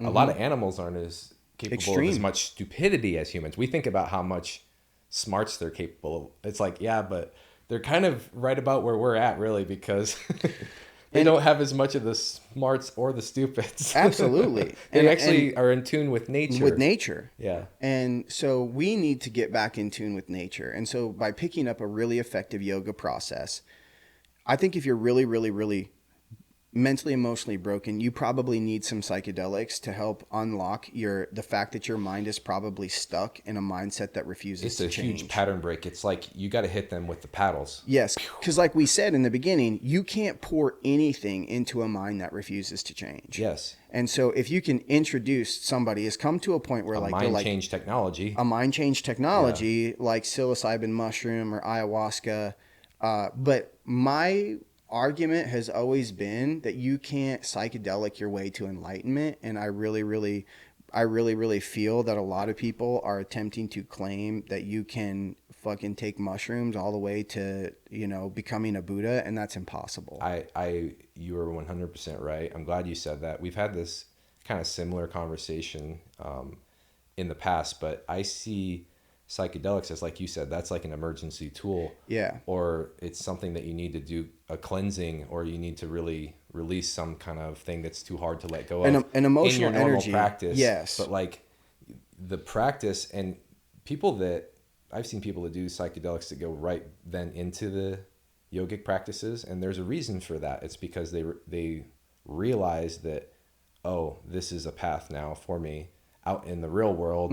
This, and then not just on their yoga mat, but out in the real world, this is where all the work is to be done. And the real world is the real ultimate psychedelic. Every time you get triggered, it's an opportunity for you to grow, because you go, ooh, what happened inside me? We self-examine. What does somebody with woke mind virus do is they get triggered and they think there's something they have to attack? Yes. Somebody with the woke mind virus. That's fundamentally awake versus woke again. Yes. If a person with the woke mind virus gets triggered, they think, I need to destroy you. Yes. If somebody who is really awake gets triggered, they think, I need to destroy the part of me that was capable of being triggered. Yes, 100%. And that's fundamentally what you're doing consciously. A psychedelic can help you to speed that process up, from my understanding. If you have conditioned your mental matrix to a point where you're so unwilling to change, and a lot of people are there, and that's why a psychedelic is very valuable, because as you said, it's a huge mental pattern interrupt. And it makes them realize that all of the conclusions that they've created in their mind mentally have been essentially cages for their spirit and for their consciousness and for their perceptive ability. And I think that that's why, obviously, then Andrew Tate has been so successful in averting all of the matrix attacks that have been happening with him, because I do think he's quite perceptive. And I think, studying his dad, Emery, I think his dad was incredibly perceptive as well. Like that little statement that Andrew says all the time, my sheer indefatigability combined with my perspicacity makes me a feared opponent in any realm of human endeavor, which basically says my inability to get tired and the fact that I am insanely perceptive makes me a very dangerous opponent in any realm of human endeavor is a really, really, really accurate statement. Like, if you just don't get tired, and really, if we think about why you would ultimately get tired, would be because if you don't know how to manage your system, like if you don't know how to replenish your system through breathing, but also if you don't know how to emotionally regulate, the biggest drainer of energy is your inability to self-regulate emotion. Yeah. You might feel anger burn bright for a second and then need to go take a nap because you just burned through all your fuel source. But now let's say you have enough distance between your own mind and your own emotion to be able to observe your emotions long enough to reparent your inner child and reprogram your own mental programming. You can get to the point where things that used to trigger you, they no longer trigger you at all. I think with the psychedelics too, I see the two tools. There's other tools, but I see those two tools like yoga and psychedelics, and I see one that can, if you just try the yoga approach, might be too slow. Yeah, it's like, I've always sent you the eyeball emoji and the world emoji. Yes. And there's a few core people I send that to that are doing, work in some areas of spiritual practice. And it's like, we need to totally, because the only path out for humanity is either AGI becomes our sky daddy. Our sky daddy. Basically, artificial general intelligence could become benevolent, which means good, instead of malevolent, which means bad, and could take care of us. Yeah. Or we're going to have to, or aliens could, or they could save us. We could be saved by some external, or even God himself could come down from the heavens. Or we're going to come together. Because to me, that is God. Like we were trying to define this earlier, is when people are coming together. And like in yoga, you say the divinity in me sees the divinity in you. And this is a way out of all of our predicaments. This is the cure all, is the spiritual path. Yeah, and who also let's look at the individual. It has to happen at each individual level. But I think other people that have been doing it over the years probably made it easier for me to break through. There's probably a lot less karma on the planet. We stand on the shoulders of karmic warriors. Yes. They've already slayed a lot of karma for you. Like Jesus Christ, whether he's absolutely proven to have been a real individual. From an archaeological standpoint, I in my research, I really feel that there's enough substantial evidence that he was a real individual who really walked the earth and really endured some hardship. And if anything, Jesus is such a great example of a matrix attack. Because when he came onto the scene, what was he saying all the time? One thing that we just touched on is a person with the woke mind virus says, I'm triggered. That's the Pharisees. I'm triggered by Jesus. I need to cancel Jesus, the ultimate cancellation being crucifixion. We can't have him spouting off at the mouth with things like, verily, verily, I say unto ye, the kingdom of heaven is within you. We can't, no, you can't say that because the church is in power. A lot of Christians don't even know how woke Jesus was. Oh, Jesus, not woke, but awake. Jesus was super awake. I really do believe that Jesus was a yogi of the highest order. We talked about that just last show. He's worshipped. With a guy that used to be a pastor, and he almost overnight went atheist. And I told him it's funny because I was like an atheist, but I'm now like, you know, I might say the word God every once in a while or this. Yes, and that. yeah. But I don't know what I am. What are you? We don't know what we are. Yeah. We're seekers. The labeling. I'm seekers. fundamentally a seeker of the ultimate reality, I guess you could say. I think we also have an idea of what that target is. Yeah. You know, love, they say in the Bible, God is love. Yeah. And Christians, some of them really get that, but some of them don't. Well, and that's it. Literally, if you're loving on another person, God's in the room. So if we try to tie all of this together to modern understanding with guys like Richard Dawkins in his book Power versus Force, or other people, let's say like books like The Body Keeps the Score, Tony Robbins' Unleash the Power Within, you know, everybody who's in this space right now, Lewis Howell, all these people, they're all essentially trying to touch the same fundamental universal truths, and they're coming at it through that like multiple paths up the mountain way. Yeah. And if you thought of emotion as being vibration that sets a magnetic receptor to a specific timeline within creation, because the last podcast you talked about timeline FOMO. So for me, what I began to understand was that every state that we experience emotionally, there's a story behind it. All states have stories. So if you need to emotionally regulate, which is very, very important, because if you take any situation, let's just use the target that we're going to drill an arm bar, and it's the exact same situation. But if you take that situation and you approach this situation from the state of, say, shame, and you make a choice, a decision in relationship to this situation from the state of shame, because of cause and effect, action and reaction, purpose and intent, it will lead you to one set of outcomes. You take the exact same situation, but you approach it from the state of, say, love, or let's say just joy, or let's just say calm and peace. And you're not all the way up into the vibrational ladder that Jesus was always trying to get us to, the unnameable ecstasies of being in total union and harmony with our Father who is in heaven. So let's say the heaven being the non-physical dimension of existence, be abiding the non-dual, non-physical. So let's say you're taking action from any one of those higher vibrational states, and you're making a choice from that state. Then the outcome is completely different. This is what I talk about when I say people that are chewing through karma. And some people don't understand karma is memory, as you said earlier.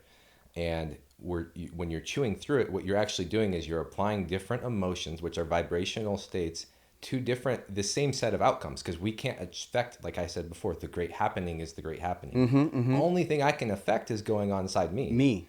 And so the spiritual alchemical process, turning lead into gold, as they say, like that's heavy things into refining them into finer valuable material. A lot of people see that analogy and saying alchemy is kind of that spiritual alchemical process of taking the lower emotions, the lower vibrations, and transmuting them. And then all of a sudden you'll start to find more and more of your situations change throughout your life. And it builds on itself like compound interest. Yes. You just keep doing it. And it's akin to multiple metaphors that we have in life: coal turning to a diamond, or the mud giving birth to the lotus, right? The lotus only grows in mud. So meaning from filth to fragrance. And so then like Sadhguru would say, the harder life has been on you, the sooner you should become wise. I think it's such a really, really beautiful representation, especially if you approach things through like what we know in jiu-jitsu of effective and ineffective. If people had at least the point of awareness to go, okay, like what happened to me, where you go, my thinking is not getting me where I need to go. And actually what needs to change is my thinking. But the reason we don't want to change our thinking is because we believe we are our minds. And this is what we call ego death. Because we actually have to experience what feels like a micro death. And that's where some people have to get a near-death experience. Yes. And it's funny, I watch a lot of these on YouTube, near-death experiences. And it's also similar. It's also similar. And it's similar with people that hit rock bottom, or they have this happen, or they meditated for this long, or they took a psychedelic like that, or there's so many ways to get at it. But the fact that it's common And this was my approach to spirituality. And this is where I think I have been misunderstood massively, even within our local Des Moines community. Because like I pushed really hard for a really long time to bring authentic yoga into this community. And nobody even knows what the target of yoga is. Yeah. Which you're talking about literally living your best life. That's Yes. something that I tag on this podcast is, I'm trying to create my golden timeline. You talked about multiple timelines. Mm-hmm. Like I'm latching on to my golden timeline. I like that title. Because part of the spiritual path is also manifesting what is now become very popular in the spiritual communities, manifesting. Mm-hmm. And when I pop my tire, I'm like, I don't know how this is good yet. Like I'm keeping that spiritual alchemical process going where my vibe's always going to be in the highest place I can keep And dude, it. and you're such a great example of Protecting this. your vibe is very important. You That's have key. been manifesting an authentic life for yourself since we came into relationship with each other. And like right now, we're sitting in your absolutely beautiful, gorgeous home. And I remember when we say it was 11 years ago, basically. Yeah. What if it was 11 years, 1 day, 1 month, 1 hour, one 11 minutes? Yes. and it's incredible because most people, if somebody drives by this house who has the woke mind virus, they might say something like, that guy's so lucky. I'm renting this studio. And they won't even recognize that there was so much of you adjusting you inside and then making choices and following it up with consistent action that ultimately bent the fabric of physical reality. Yeah, I do it all the time. And if we could get people... I now realize I've been doing it because I used to. You're always manifesting. Yes, and we all are actually doing that. You never are or are not. You're voting vibrationally by your emotions, which is underpinned by the law of vibration. So killed it. Couldn't have said it any better. So then you're always manifesting. You're always. It's just what are you manifesting? You're bringing about and reaping what you sow continuously. It's the feedback loop we're talking about. So then in the Bible it says to always sow good seed and to keep sowing seed and to be generous with the seed that you sow. And then it also says things like, why do you point out the thorn in your neighbor's eye but neglect the log in your own? Which is basically saying like work on your own triggers. They're talking about the woke mind virus in the Bible. In the Bible, they're talking about the matrix and the woke mind virus in the Bible. Exactly. Because we have other mind viruses. Totally. We want to make sure all mind viruses are addressed. And it's easy to receive a mind virus. And I think that some substances... That's karma. It really is karma. Mm-hmm. And this one is a powerful one because it bonds with our innate who we kind of really are, which is seeking connection with others. And right now we shouldn't... If you're listening to this, please try not to label this as good or bad or right or wrong, because I think or left or right. Or left or right. Yeah. But kind of look at it like many things that are valuable about our immune systems today and about our systems are the byproduct of viruses that entered into our ancestors. And many things like that animals develop might be fundamental to life. 100%. We're a virus on this planet. For example. How do we know? We're the human virus. We're the human virus. We're prolific. So how do we know? We don't know. We don't know necessarily yet, but what I do think is important to recognize, like Gandhi said, is to be the change that you wish to see in the world, which is no different than what Christ said. Which is no different than manifesting. It's so funny. So when we start to and I believe that certain art forms really are valuable to us. Like I think every man desperately needs a good group of brothers in jiu-jitsu in his life in 100%. order, and jiu-jitsu provides that for a lot of people. It provides that for a lot of people. Or they get sucked into the military, like we were talking to earlier, because you really have that need for brotherhood. Yeah, and I think, and you said something in the last podcast that was so eloquent that you can't get in anything other than jiu-jitsu. Jiu-jitsu is medicine. It is medicine because our fight or flight response, which is an intrinsic software within the mind that we have to learn how to override. Because anything that comes in the form of a trigger is built on the back of the survival software. Right. Every trigger is built on the back of the survival software. And if you don't know how to manage your survival software, then you're continuously a slave to your triggers. But you said something that was really great, that a lot of people are geared up for a fight that never comes. And so that energy is always in your system. But if you go to jiu-jitsu, you actually, the fight's there. Yeah. And it's like your system energetically finds a sense of completion. But because it's in a practice arena and you're not actually in a real fight, you get to mimic the energetics of a fight without the damage of a fight. The negative karma that comes along with having a purpose and intent to destroy out of malice. Yeah. You can go in and we could go right here this afternoon, suit up, and lovingly try to rip each other's joints off and feel really, really fucking great when we're done.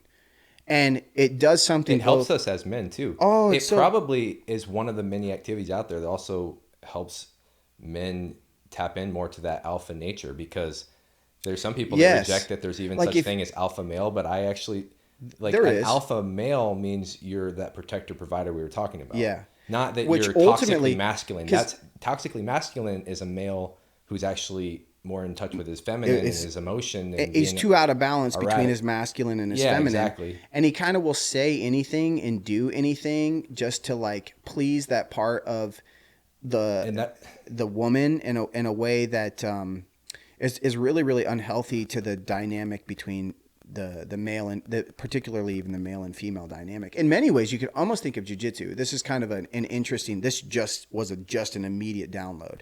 But if you think of the importance of the sanctity of sexual relationships between a husband and a wife and the need to fulfill that energy. And if you don't fulfill that energy, it builds up. And men, as Andrew Tate discussed, and you and I know this, the worst kind of men to have in your friend crew are men that can't procure women, that struggle with actually having access to sexual partners, because then they become untrustworthy. And they're untrustworthy because they might try to say and incept ideas into your partner in an attempt to steal your partner secretly. You just put this back into play, which is, I've talked about on the podcast, the two F's, fighting and fucking. And I say they're the root. I said on the podcast, I said, it's like the root chakra thing that you got to handle first. So when you're talking about all the chakras, there was a point when I was atheist, didn't believe in any chakra or subtle energy or nothing. Now it's like when we're doing that breathing exercise earlier, it's like my third eye was just going yin, the whole time. And you're it's sensitive. Pretty much always doing that. No, I wanted to share this with you. I know that they're there. I can feel each one. Yeah, dude, I love that you said that. And the two F's, I'm going to get t-shirts printed.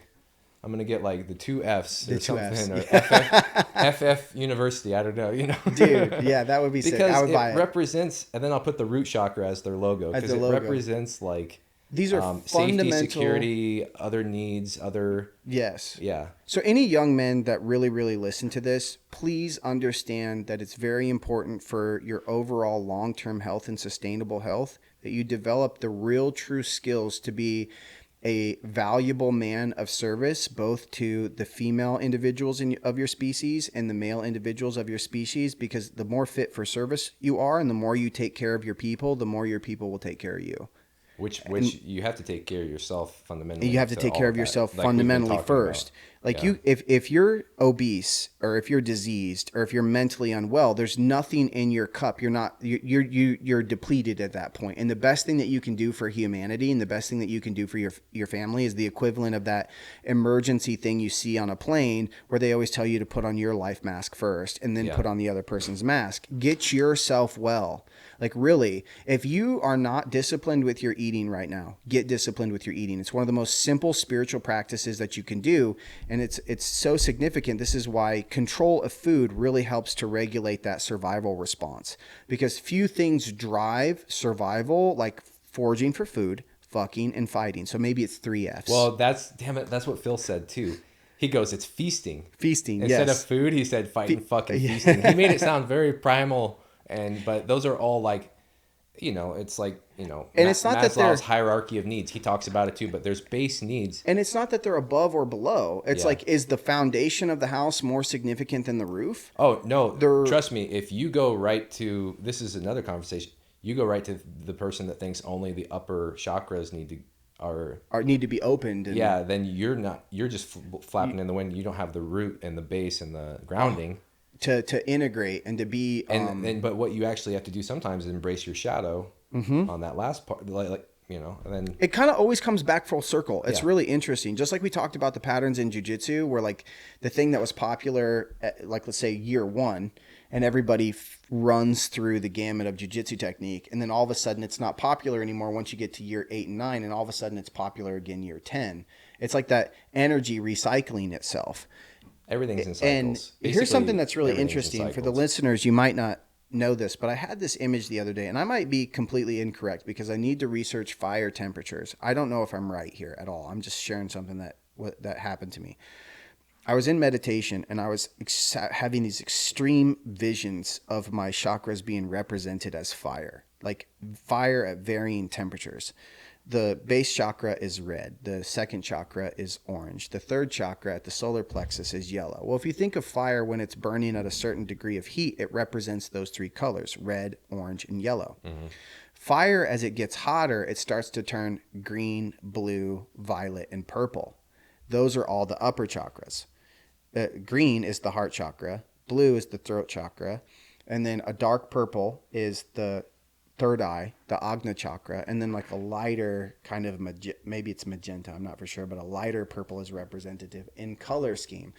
The source of that then being the one light, the one white light that's then being fractured out through the chakras themselves, mm-hmm.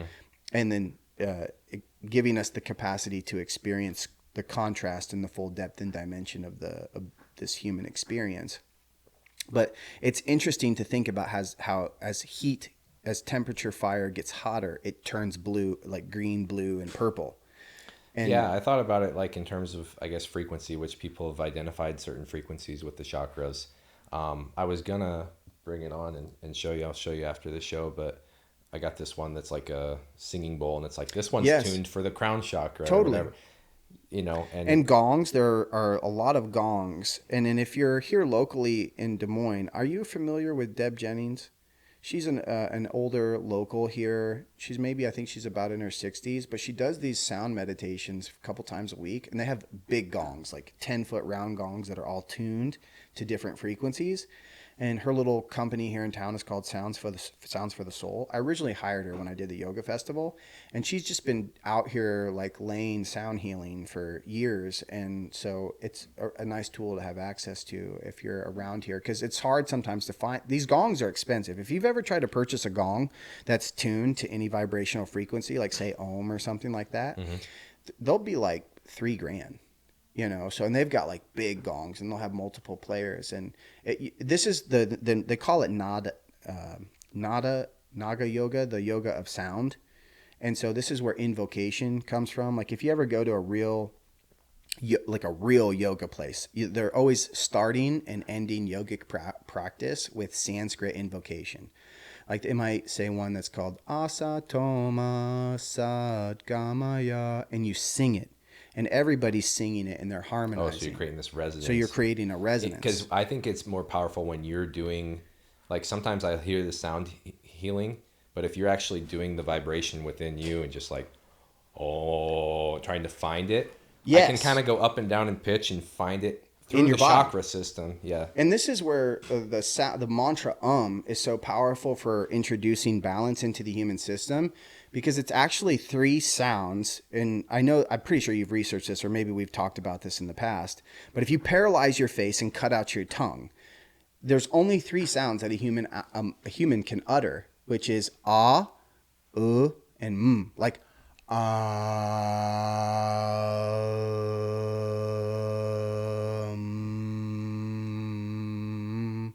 And if you're perceptive enough, if you're perspicacious, shout out Andrew Tate, to understand where that thing is vibrating in your system, what you'll realize is that the ah sound vibrates at the lower 3 chakras.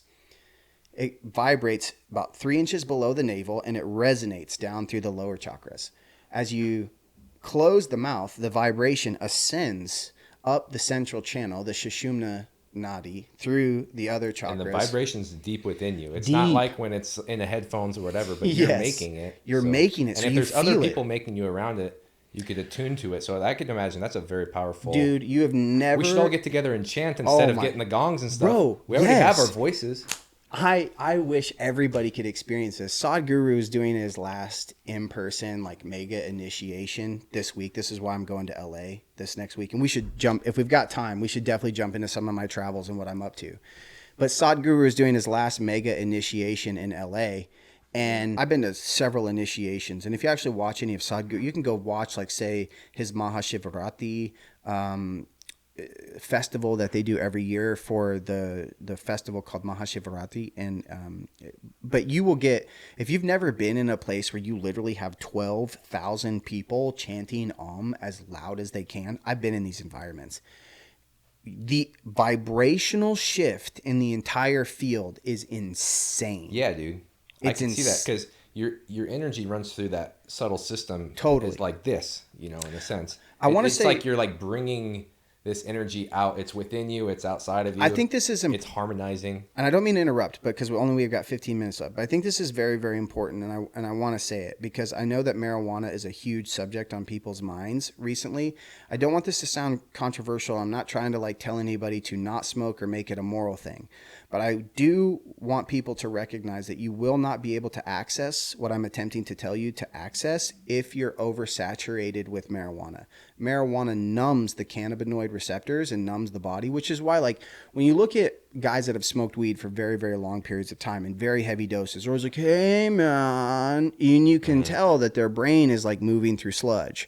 So I'm not saying don't ever smoke. I'm not saying that like you can't do it or that it's entirely bad or that it doesn't have medicinal purposes or anything like that. But I am saying if you want to have sustainable access to higher vibrational states, then you need to come to either a healthier relationship with your marijuana usage where it's not daily and it's more actually intermittent and you actually have moments of marijuana fasting, and that you should really, really introduce a significant meditative contemplative practices, because the meditative state releases chemical into those cannabinoids that actually increases those synaptic nerve endings in our brain to grow more robustly, which is why when they do different brain scans of different monks are usually able to light up their hemispheres a little different. And it's not a judgment thing, but it's something that dulls you. Yes. And it's not a judgment thing, because I recognize that, like, if you smoke a joint, it has helpful properties, but it can actually dull certain things. It can dull certain things, is all I'm saying. Your whole endocannabinoid system throughout your whole body has an impact on that. And just consider it, because we just discovered why that even is. But I'm glad you said something, because if you notice, and I say this really important because a lot of young men are smoking very, very, very, very heavy doses. Everybody I know is of marijuana weed while their brain is still developing. Men, women, when we everybody. talk about the necessity of being able to escape your own mental matrix, well, if you're fucking slowed down and you're cognitively slow, you're not gonna, because thought can come in faster than lightning. The story that then drives a state can come in faster than light speed. Because think about how much data has to be processed for you to generate a thought. Yeah. When some data comes in, it has to filter itself through your entire memory library. Think about how many people nowadays versus before are now seeing weed as so harmless that they're doing it at those formative years. I don't think anybody should do it before 25. I don't think so either. No way. I think, you need to be over the age of 25. But people are doing it all through their teens now, and maybe that's how we're getting woke mind virus. I don't know. I think so too, because man, like, because they're stuck. And then you're very easy to control. Yeah. Like when you can't think very fast, and you're just like, and you're actually overwhelmed with just the day-to-day stress. Well, anything that hits us in the dopamine system, whether it's TV, YouTube, Instagram, that's part of the matrix's control mechanisms. 100%. All of those are like part of the matrix control. So quick ways out, gentlemen, is fasting, food fasting, technology fasting. Yeah. Getting away from porn, getting off your Instagram, getting off this podcast, getting off this podcast, getting out Close the window, getting out of the city and going out into the country with nothing. Yeah. Going somewhere in nature with nothing, and nature will retune you. Nature will heal you. Nature will retune you. So, my dad said this to me my whole life too. And this is where I spent the last about 10 years of my life here in Des Moines in a self-created cave. I wanted to mimic being a Himalayan cave dwelling monk. And I did that, which is why the only time people ever saw me in public was when I was in jiu-jitsu. I spent almost every hour of my waking day doing meditative and yogic practices as a real intense monk lifestyle. And then there's a whole type of yogic practitioner in India. There are sadhus and there are various sects, like some of them, like Buddha was known as a samana. His whole practice was to wander India naked and only eat food that was offered to him. That was his core practice. And then he had other practices that he did on top of it. And so I wanted to live my life as a sadhu. So I shut down my temple, converted all of my students to online and have been coaching online, and I've been traveling for the last almost 2 years and living out of a like like basically doing the van life thing and doing my whole spiritual practices, traveling all over and teaching all over the country and going to different places. And you've been at Sadhguru's place in Tennessee, right? Yeah, and I've been at Sadhguru's ashram in Tennessee. Ashram. A whole bunch, and spending time in the energized spaces there, which is and it's free for anybody to go. And so if you're inquisitive and you're struggling with meditation and things like that, and it's just a cool place to go visit. So I would look up the Isha Institute of Inner Sciences on Google, check it out. It's right in McMinnville, Tennessee. Very little internet signal out there as well. So when you go there, plan on like disconnecting from culture for a little bit, but it is a great place to go and reset. They offer a number of programs.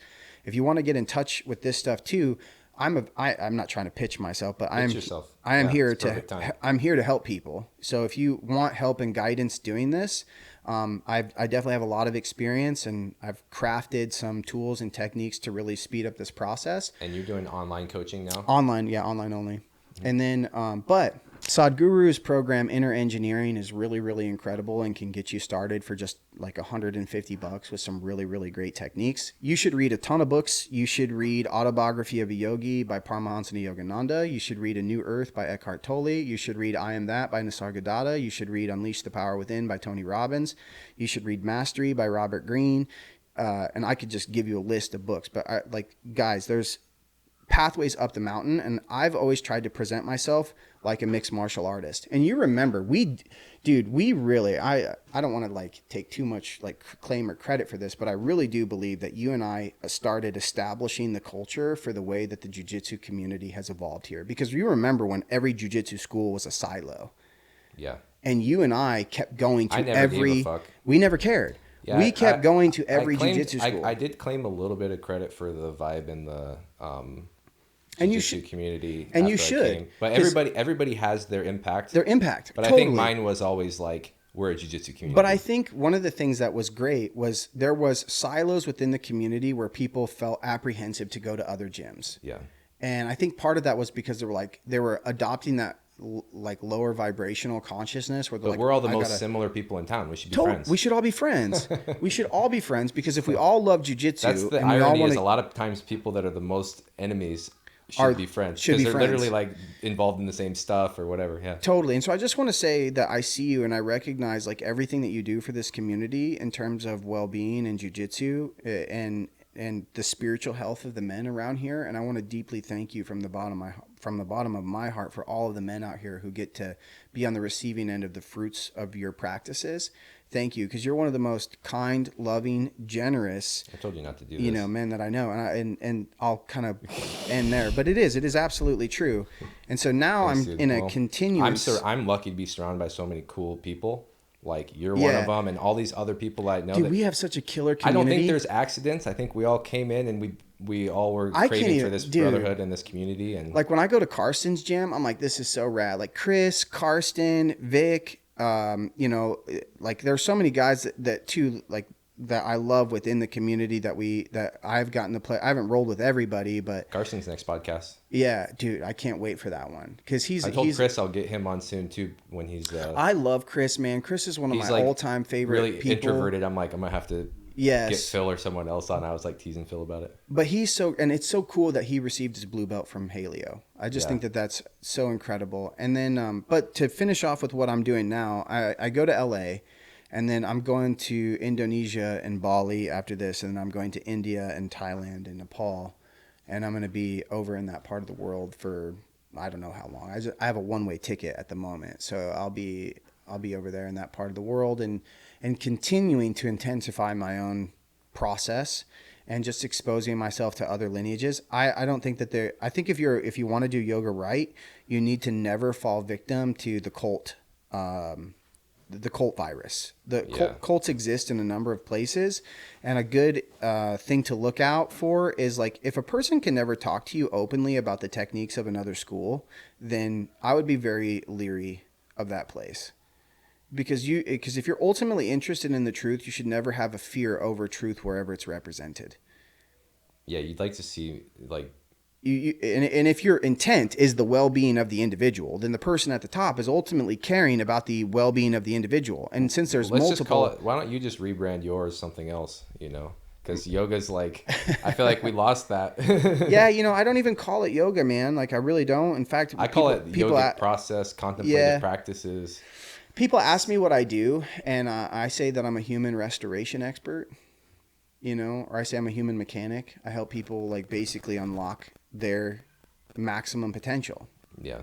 And right now most of my clients are basically like the people that are the most interested in this right now are people that are at the upper echelon of their field, like they're an expert or a leader in some avenue of their life, and they're really wanting to like extract. And they're at That's a lot of people you've been working with. That's lately, all. right? That's pretty much all I work with right now. Yeah. But I still do tons. Like that's my exclusive. Like that's how I make my living. But I still do enormous amounts of charity work. I do so much like free work to be able to give these skills and tools. You mean like pro bono type? Pro bono stuff and lots of volunteering and service work. Well, since you've already had your travels, the last few years, we haven't actually had much of a chance to catch up.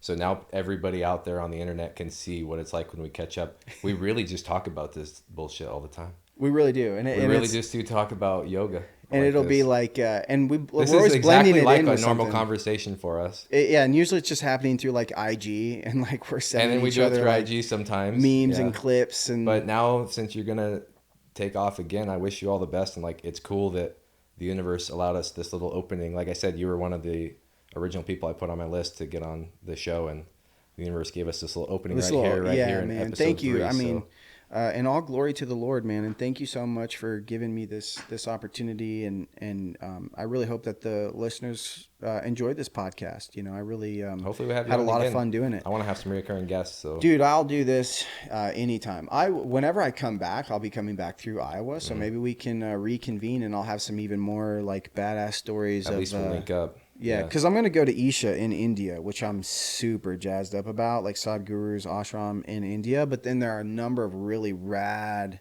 sacred places that I have like mapped out. And then I'm going to go see my first real major mentor, Andre Lapa, who's this Ukrainian PhD turned yogi mystic who started out strictly like Indian yoga and then converted after about like 15 years of practice to Buddhist yoga. And so now he lives in a monastery in Nepal, and I like he is really was a huge influence for me in understanding the mechanics and the mechanisms of yoga. So if any of you guys are interested in any of like the things that I know and how I apply it, Andre Lapa's work was a huge influence for me, and you might like his stuff. But I'm kind of like a soup of a number of different people. Well, and that's what we're lucky to have. Like we're lucky to have so many certain people here in Des Moines for all kinds of services. And maybe we have sound healers here, we have medicine people, we have people that are in my little wake up the world type crew, and it's like what you're doing is some very important work, and I'm glad that you're actually bringing sort of OG yoga to the Midwest, but now to everywhere you're working, and to your clients. And definitely to me, you've been a part of my spiritual path too. Like I said, I don't think there's any accidents. We ran right into each other and started talking. Our first conversation was not even that much different than this one, 11 years ago, guys. So we like talking about the astral plane and all this stuff, and we're all... To me, it's the most exciting subject that we can touch it, because it's like, it's the human journey. Our boy back here, he wants to have a great life, and I genuinely, because if we can help him have a great life, then when you go to if you try to help everybody that have a great life, if you're a good person, you're constantly sowing those seeds, then you actually wind up in the world that you want to live in. Exactly. And that's part of this podcast. This is perfect to end on, because that's part of this podcast is we say helping people unlock their golden timeline, but it's just what I've always been about, which is helping others. And what I've gotten back from doing that is the others have taught me love, compassion, these other things that I didn't have as much of an understanding on, but I had my own way of helping people out. Yeah. And this podcast, create more content for people like you. I want to get people, I know so many interesting people that need to be in front of thousands of people that it finally started hurting me. I had to start this podcast, and I was in a meditative state. I was in a meditative state. I went empty, and I felt that strike of you should start a podcast. And I was like, okay, but I'm nervous about being on the internet and this stuff I've talked about with guests I've already had on or prospective guests, and I'm helping people get out of the way of that, not worry about being canceled, not worry about nothing. We're just up here bullshitting, and this was such a genuine conversation for us. Man, thank you so much, man. I love you so much, Jared. You're such a good man. Thank you for having me on. Take a photo? Yeah.